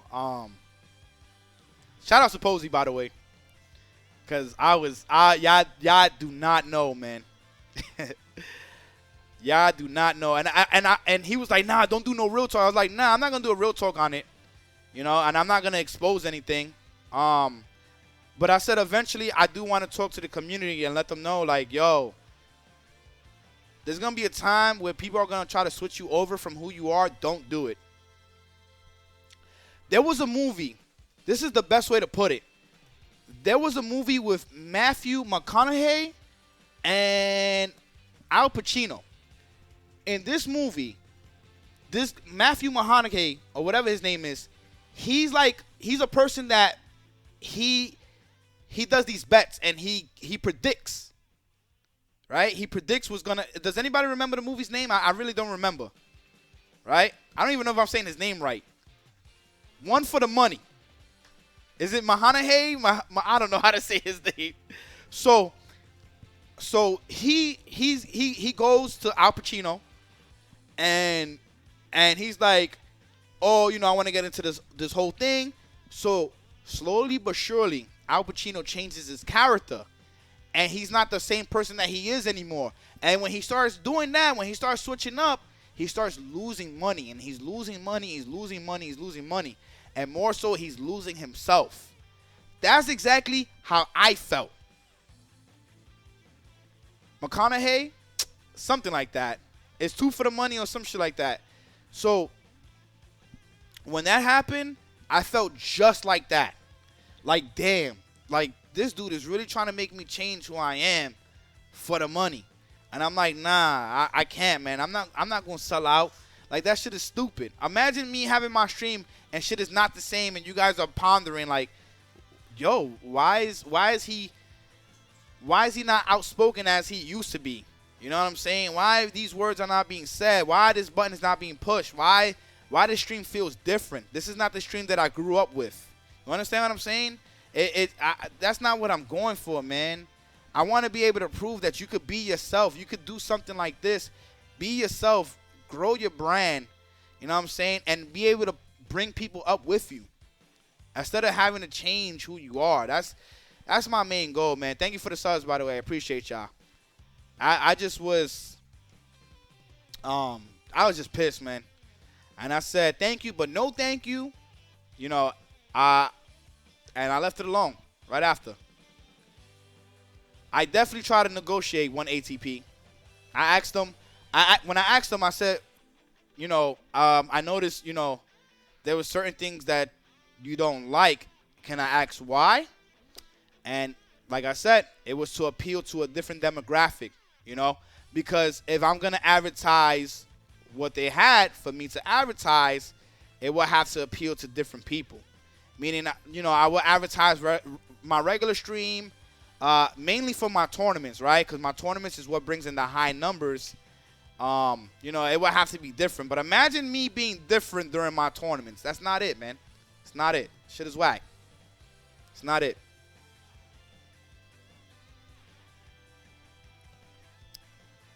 Yeah, they didn't like me cursing pretty much.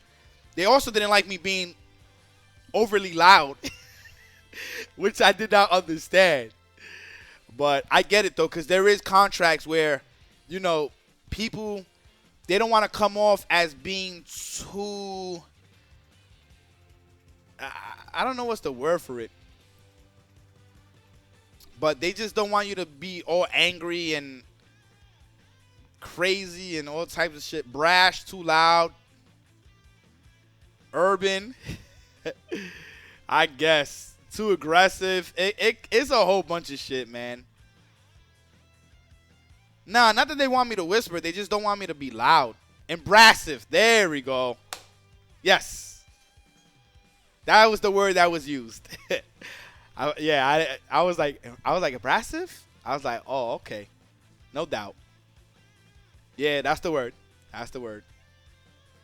So,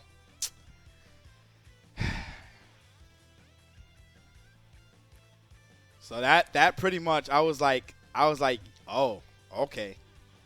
So I guess me being the person that I am is a big problem. That's crazy. So like I said, they wanted the results. They didn't want the actions that brought in the results though. They didn't want it. Anyway, that, you know, I just wanted to talk about that briefly. I didn't want to really dive into that. But I do want to put that out there because I don't want you guys to ever go down that route.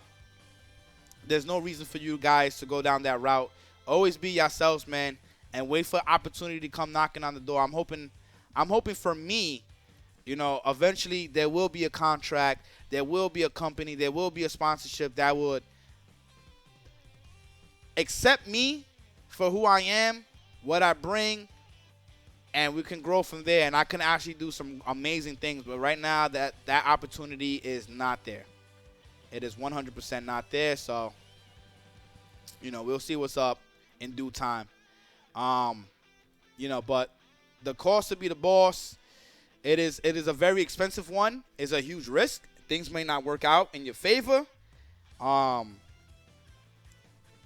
broke down the whole combo breaker map layout and how they probably have things. Do I think that he profit?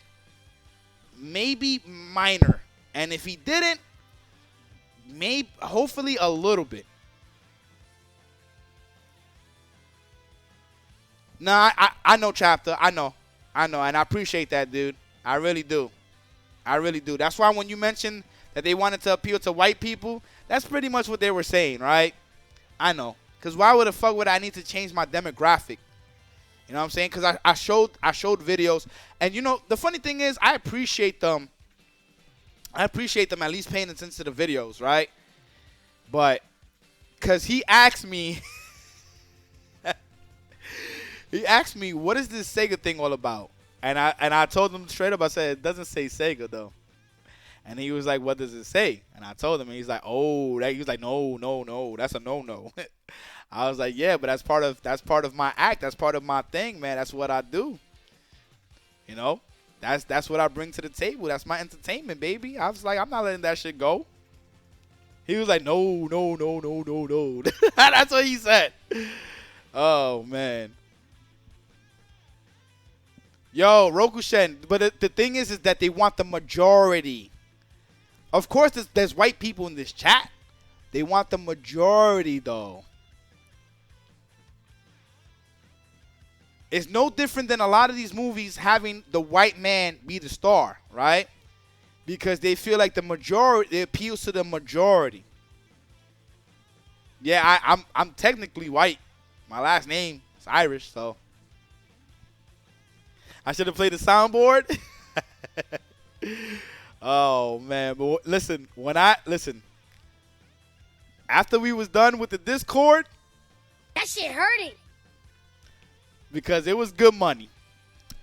It was good money. And I was like, yeah, that shit hurted. That shit hurted. It's all right, though. Comes and it goes, you know. We'll see in due time. It's been a while that I had somebody come up to me, you know, with something meaningful, you know. So when you see something like that, it just hurts. White dude here to show support. This community's OD, never change. Courage the Wizard. Thank you so much. I appreciate that. And everybody that subbed or donated, thank you so much, guys. It means a hell of a lot. We do have a Matcherino tonight. Hikari. Yes, if you guys don't mind, real quick, can y'all do me a huge solid? There's 800 people here. I still got a little bit more to talk about. Can you guys do me the solid? Use up all those codes or donate towards the Matcherino. Use the quest. It'd be greatly appreciated. Can I Uber to hug you? Soon. Soon you can hug me, and we can also play some fucking games. Nah, I know, Groovy. I'm not, man. This is who I am. Like, if you can't accept this act, then you can't accept me, period. I'm not going to change my routine and who I am, you know, for some money. I can't, man. I can't. It hurt, though. It definitely hurt. Kite, very soon. Very, very soon. Very soon.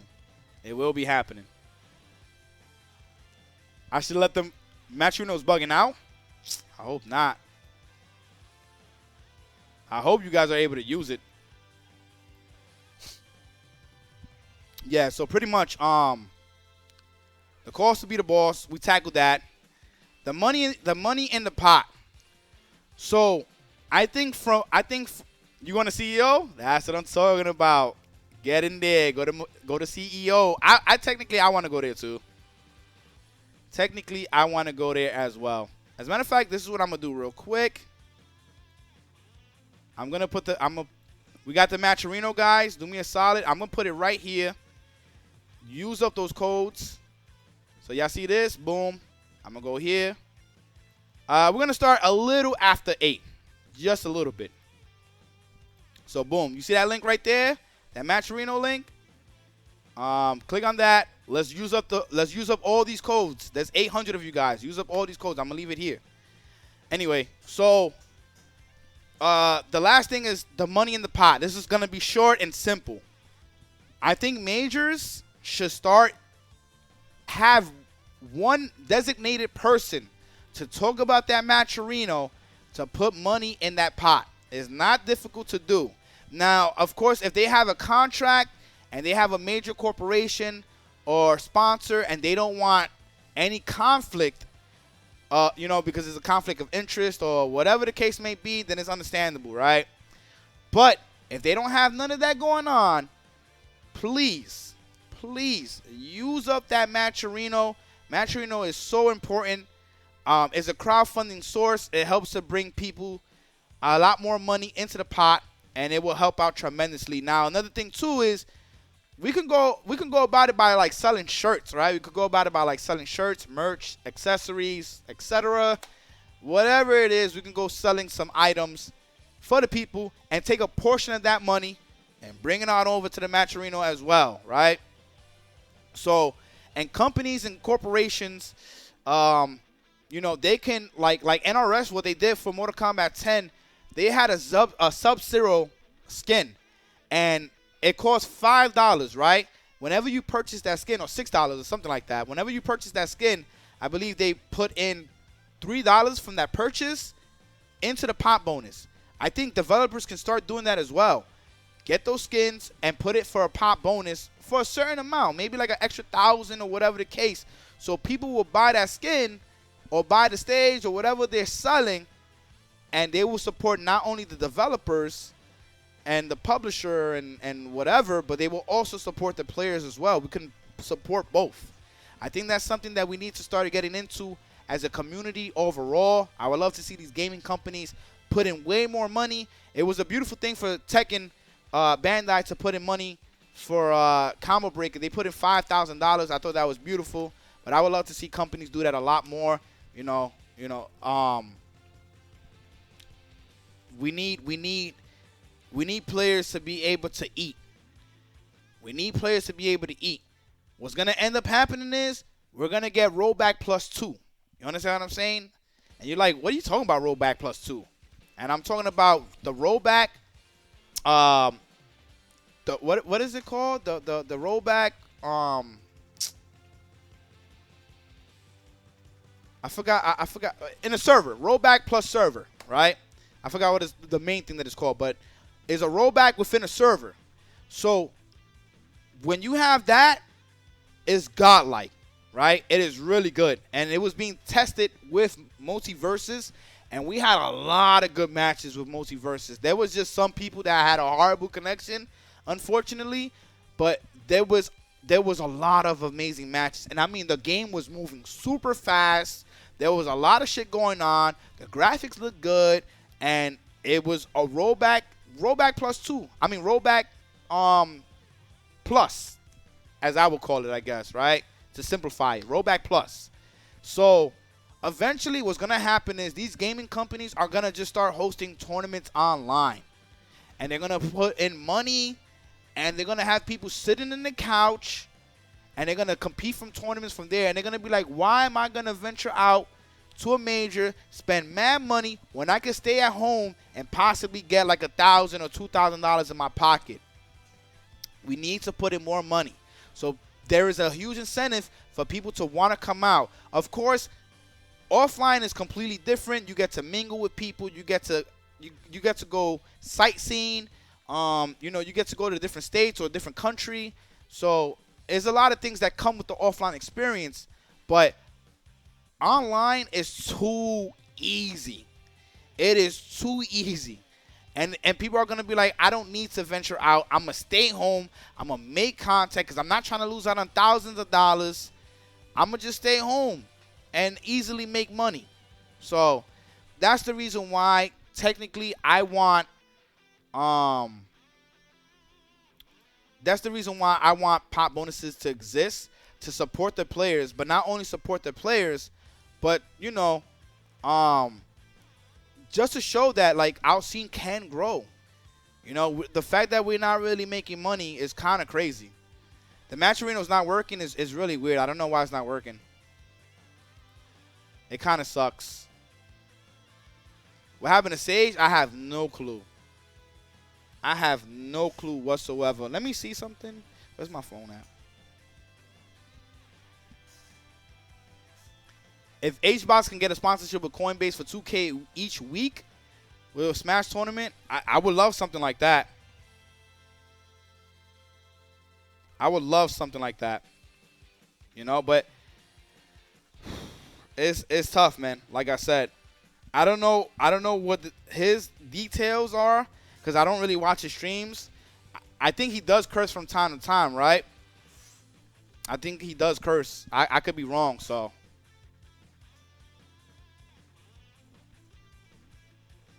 He's a shareholder in Liquid. Of course. He has a huge following. He curses, right? Yeah. He be getting loud and shit. He has a huge following, so I'm not surprised at all. That man definitely made it. Yeah. Made smart moves. Him, Mango, a couple of those players made some really smart decisions, so they're doing a lot better. Saw someone say they think Match Arena will eventually dry up too. It depends. It depends on everybody. Unfortunately, my Match Arena is not working right now. This fucking sucks, man. Yeah, I have people hitting me up on Twitter too, telling me that Match Arena is not working. Fuck, man. Oh, it's not. The site is just not even. Oh my gosh. The site is just not even working. Look at this shit.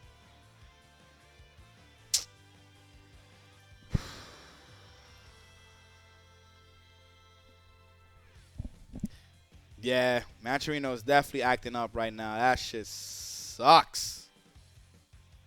Core art. Core art.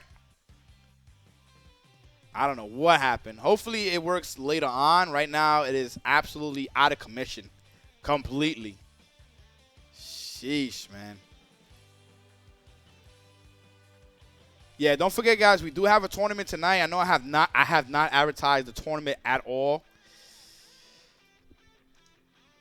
Yeah, the stream is gonna. The real talks are always uploaded to my YouTube. They are always uploaded to my YouTube. Give me 1 second, guys. Let me just at least advertise. Let people know that it starts in 40 minutes, 45 minutes. I'll put 50 minutes. 50 minutes. We're going to start like at 8:10 because I did burn a lot of time. You saw the DM stuff still bothers me to this very day. Honestly, I don't want to fully invest in competing no more. I don't blame you, man. Like I said, look, Aris, and a bunch of people like kind of like quit. Oh, Zero too. Before Zero's situation, Zero also quit. Y'all realize that, right? Zero also quit. Like, people quit because they're like, yo, I'm making more money being home, making content than going to tournaments. And we end up losing out on really solid players. Yeah, Zero from Smash. He quit. Before his situation, he stopped going to tournaments. He just started, all he did was make content. And he was like, he openly stated, I'm not going to tournaments when I make more money that weekend, being home, not wasting money. Oh, Smug as well? Yo, I'm telling you. Snake Eyes stopped too. I'm telling you. Dead ass. That's going to happen with a lot of people. Why would they travel to tournaments when they could just make money home? Nobody wants to be sweating a storm 3 days at a venue. That's another thing too why I'm doing 3 days. I'm doing 3 days for Heat Wave because I want to experience it. But technically, I'm really not a fan of 3 days because you're staying at a venue for 3 days. You know, you're staying somewhere, and it's like you probably want to go home or something like that. Illuminati attacking the Matcherino site since you promoted it so much are a threat to them, as Dragon God would stay woke. Yo, Joe Rod, my man is here. Joe Rod, can you give us the link where it said that Bum's birthday bash was a super major? Remember when you send the link, you was like, yo, Bum, you can't say that it's a regional no more. You can't downplay because it's a tier 1 super major now. And then when you send it to me, that's exactly what it said. Can you send that, please? I think the Matcherino is working now. Yo, Malik with the $30 donation. Thank you so much. I appreciate that. Oh, you got it from Liquipedia? Okay, cool. Yeah, they sent that earlier. I wasn't too sure if that was it, but okay. Nah, Joe Rob put me in my place, though, guys. He put me in my place. But that's the reason why I want pop bonuses. Y'all guys understand? When you look it up at your event and click the DBFZ tab, it's listed as a super major, guys. A super major.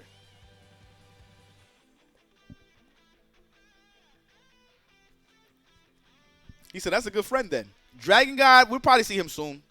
For like the offline events. Can you do my business final this year? I would appreciate that, Gramps. My goodness. I don't know about all that. But y'all understand what I'm saying though, right? Y'all see how y'all saying Smug quit. Y'all see that Zero quit. All these people quit. I donated more. It took out of my account, but not in Match. Well, I see the donation in Matcherino. Damn, this shit is still not. This shit is very inconsistent. I'm so sorry, guys. The Matcherino is definitely acting up tonight, man. What the fuck? I'm sorry, guys. Usually this Matcherino is good. If y'all can, if it works for y'all, because it keeps cutting out and it keeps coming in for me. It keeps cutting out, keeps coming in. The Matcherino is clearly fucked up tonight, so. Yeah, you could do that. You guys can donate. If it's going to be for the Matcherino, you guys can donate. Just make sure you let me know that it's for the Matcherino, please. I don't know why it's not working. It's unfortunate. Esports players don't even make money like that from tournaments. Contracts still don't compare to content creating. Yeah, that's the thing, though. Like, we don't want our players to quit. And people are like, oh, man, but if you raise the entry fees, then there's going to be less people. Here's my thing. So if we raise it to $15 or $20, you telling me that $10 more is actually going to hurt people? $10 more? If you have 4 months to prepare, 3 months, 2 months, you telling me you can't save up an extra $10 to put into the tournament? Is it really that difficult? I hear ya, no doubt. There's a person from the Smash community who talked about raising the prices is a Band-Aid and not a solution. Everything goes up but the FGC. Listen, we in the esports era with the FGC with grassroots payout. We in the esports era still with the grassroots payout.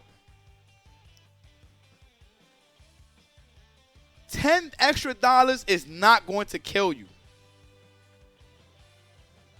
If you can't afford an extra $10, you are down giga bad. Say it again. We are in an esports era with grassroots payouts. $10 more, I'll lose my house, my wife, my kids, my cat, my everything.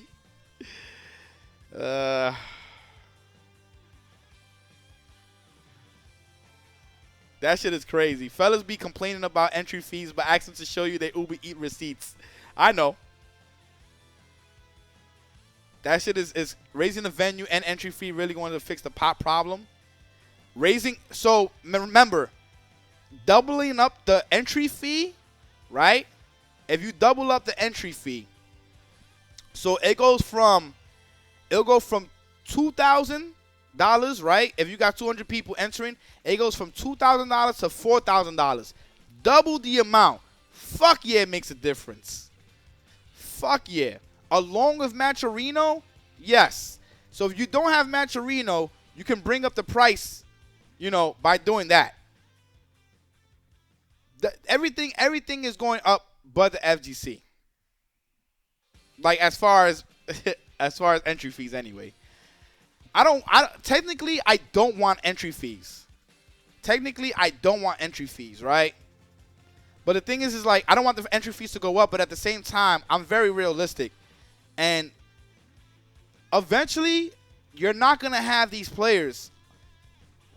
Once we start getting like Project L and Multiverses is going to change the landscape of online gaming for fighting games. It 100% will. All these other fighting games are going to start doing that because they're not going to want to lose to competition. When they start doing that, we're going to have games with extremely good rollback. I mean, Guilty Gear Strive is already really good, right? T-Dog, if you're on the East Coast and you're wired up, absolutely. Absolutely. So, Matcherino's back up? Okay. Give me 1 second, guys.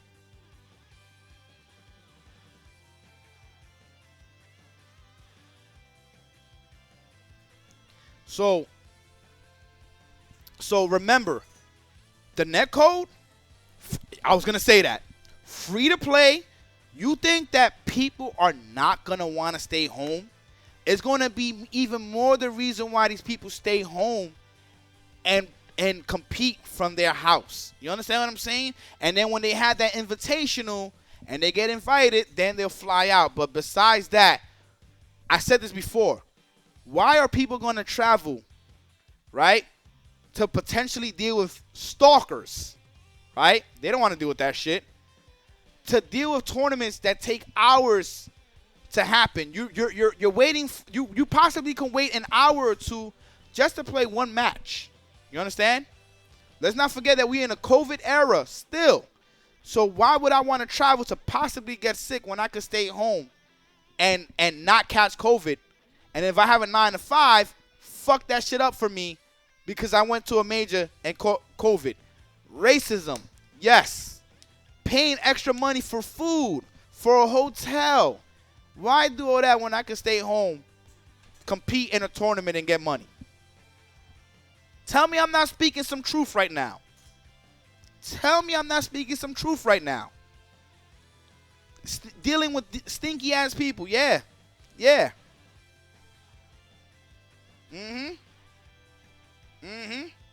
That's the thing. That's what I'm saying though. That's why I want more money. It's an incentive for people to come out. And of course you're supporting the players that don't have the sponsorships, or they have the sponsorships, whatever, but you're supporting the players. Yo, you right, Lord Different. Don't forget the butt cracks. I'm just saying though, man. Supporting our players, right? Supporting our players. Money matches offline is better though. Everything is better offline. Everything. Everything is better offline. That's not the issue. The issue is that there's not enough money in the pot right now. You know what I'm saying? We had 236 people, and Pred not even getting $1,000. That hurts.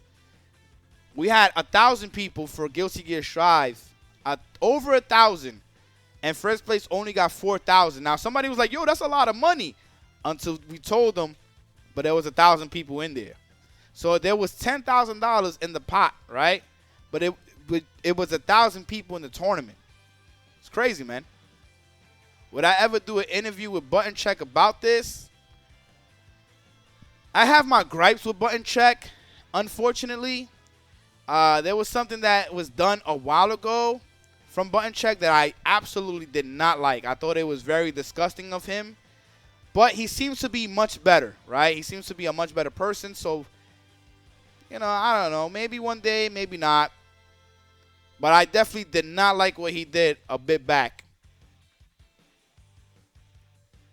The guy that restreamed he didn't restream. He did a thumbnail, and the thumbnail had like a with the shooting. That shit was disgusting. Yo, Stylist, are you apparently lagging? Maybe you not, dude. Just enter anyway, and if you lagging, then we just DQ you. Yeah, I did not like that. That was not cool at all.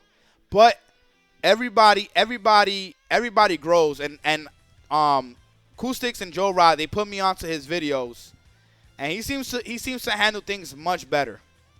He seems to handle things much better. I don't go, that was way back then. That was years ago. You know what I'm saying? Okay, Stylist, no problem. I do believe that people can grow, and I saw at least 3 of his videos recently, and they were pretty good. They weren't bad, so, maybe there could be an interview, maybe not, man. I'm hoping that he's a much better person from that, though, It was not even a little. It was very immature. I didn't like it at all, so, that's the thing. He definitely came out swinging hard for you today. Oh yeah? I wouldn't even know. I don't really watch his content like that. Like I said though, that's the reason why I stopped watching his videos. You know what I'm saying? Just being very honest. But I do believe people can grow. It was, something that I just did not like, but he seems to be a better person. He seems to be a much better person, so. Right now we are at $62. Blue Mercy, thank you so much for that $25 donation towards the Matcherino. Guys, use up those codes if possible. Super Malik donated $250 and wanted to know if it went through. Where did he donate it to? I'm not too sure. I just put on my Streamlabs, so. I'm used to not like his stuff, but I seen him get better. Yeah, his videos seem to be better. His videos seem to be better. So, hey, man, if he ever hit me up and do an interview, I'll straight up tell him, like, yo, I ain't like what you did, but I saw at least 3 of your videos, and I see growth within you, so, Talking about button check. You know, because at least he covers. He's like one of the few people that cover the FGC. Whether y'all like him or not, at least he does that for us. He's informative. You understand what I'm saying? Things that you may not know, he covers that. There's nothing wrong with a news outlet for the FGC. If anything, we need more news outlets to cover things that other people would not. Oh, you put the 250 in the match Reno. It's not showing. It still says only $62 from what I'm seeing. I refresh right now, but now it's loading and it's just stuck on loading. Yeah, it's still at 62.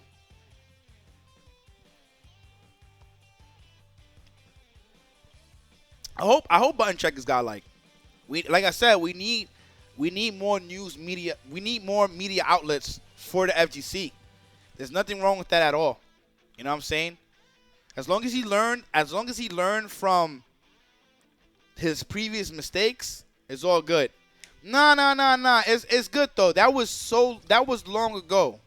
That was long ago. I was just stating the reason why I stopped fucking with his shit. Just more so because, you know, of that. I thought it was just really bad. And that's it. Yeah, did it charge your account though, Malik? Because it only says 63. Like it's stuck on 63 right now. I just, you know, be able to show you. I got to start working on the brackets like in the next 5 minutes. So let me finish this up. See, it still says 63.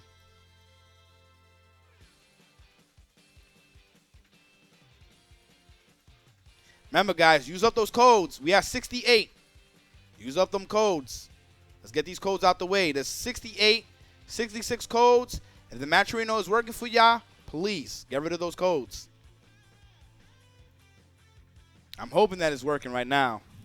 But that's the reason why I want more money in the scene, so we don't lose our players, especially the good ones that, you know, they're able to showcase the game at the highest of levels, but they don't have that type of money. And even so, whoever just makes it to the top 8, top 12, top 16, you know, they get blessed with something.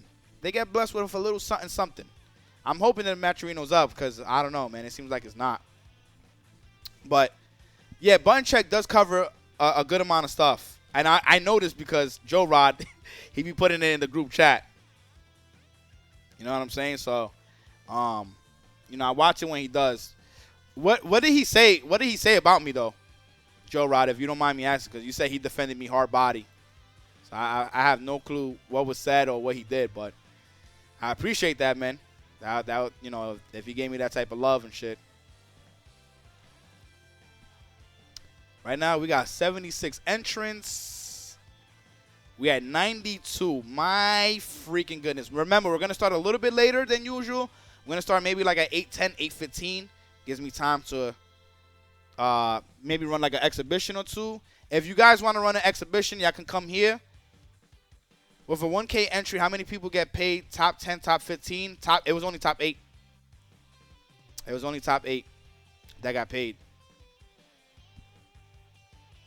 He seems to not be biased. Okay. Yeah, maybe I'll check it out more. Maybe I'll check it out more. Like I said, man, as long as he's not that type of person anymore, I don't mind supporting somebody that, you know, is covering the FGC. All right, well, you already know I'm in main lobby 15, US East Coast 3, so we can run like an exhibition or two, like 2 out of 3 or 3 out of 5. Nothing too long. Yo, Kitchen Gun, what's good, man? I don't know about anybody join the exhibition, but, you know, we'll see what's up. Because usually I do sub lobbies, but I just want to do like maybe like people that we know exhibition. So I watch Bun Check somewhat often, and he usually gives me a lot of respect on the videos. Oh, really? I would not even know. I would not even know, to be honest with you. But if he does, I appreciate that, man. More that he pointed out that your Matcherino skills remain unmatched, saying he agreed it was very interesting that majors are struggling to pay out while BBB paid out. He also pointed out you promote heavy. It was just a really good video. I got to check out that video then. I got to check out that video for sure. How do you guard cancel vanish? You got to press forward and the vanish button. The vanish buttons or vanish button, whatever you have it as. Somebody get this man a link. Somebody get this man a link. Yeah, I mean, I'm glad people acknowledge it. Yo, Princess, what is good? Bum needs his flowers from all sources. Y'all know I ain't gonna get that shit. Y'all know I ain't gonna get that shit.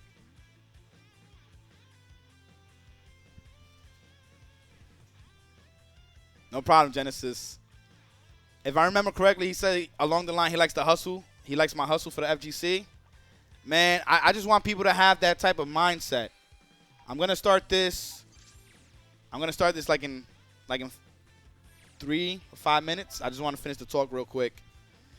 You may not get flowers, but you get kisses from the HOC. I guess. I guess. Do the person running the venue put in the money in the pot or the sponsor do? It depends. Like, I put in money myself because for me, that's a thank you to the community. Thank you for supporting me for the amount of time that you have. So, for my big events, I put in big money. It's my way of saying thanks to the community. Other people may do the same thing as well. It's all depending. Can PlayStation 5 join? I'm on a PlayStation 5 right now. You just got to play the PlayStation 4 version of the game. He definitely loves anyone doing stuff for the community. Yeah, that's how I am as well, man. Like I said, this wasn't to shit on Rick, Jabali, anybody of the sort. This is more so I want people to recognize that we need more money in the scene. We need more money in the scene. You know, so that way we can keep players to keep going. Look, y'all said Smug quit. Like, he's not really going to tournaments no more. Hook Gang God is damn near it. I already know he's near it. I already know when he looked at the money, he said, yo, this fella only gave me $46. I know he said that for a fact. Right? So, it's like, sooner or later, these people are going to quit. And they're going to just go with content. And we're going to lose out on good players because there's no money in the scene. When there should be. More money in the scene means more sponsors coming through, which means more players coming through. I want to get more people involved, man. I really do. I really do. So that's the whole point of me wanting more money in the scene. Hook said you're his god, to be honest. I love that man. I love him. He's an amazing dude. He is literally an amazing dude. You know, that's why I do what I do, man. That's why I do what I do. I just want players to get paid. I want players to have more money. Of course, you know, I want to try to get myself paid too. Let me be extremely real. Of course, because I put in so much work. But it's not, I don't care about jewelry. I don't care about none of that shit. Real talk. I don't care about none of that. My whole thing is I care about growing. I want to be able, in reality, maybe get the fuck out of this area where I'm in. And just be able to do more for this community, do more for myself, do more for my family, do more for you guys, do more for a whole bunch of people. So I don't have to end the ring. I can just go to card B. That's the beauty of this, to be honest with you. Only issue I have with Bum is that he covers a certain player too much. You know who I'm talking about. Also, Hook be coming to see the homies. Indeed. Serious question. With the country in a somewhat depression, do you think it's harder to fundraise money for the community? It's all depending. Sometimes we be having some rich motherfuckers in here. If not rich motherfuckers, people that are really about the scene, really about, no, I'm not moving to Cali. I'm just talking about moving somewhere else in New York City.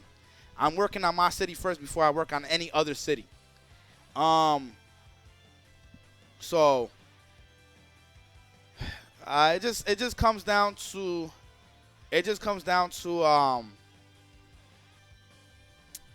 wanting this scene to grow.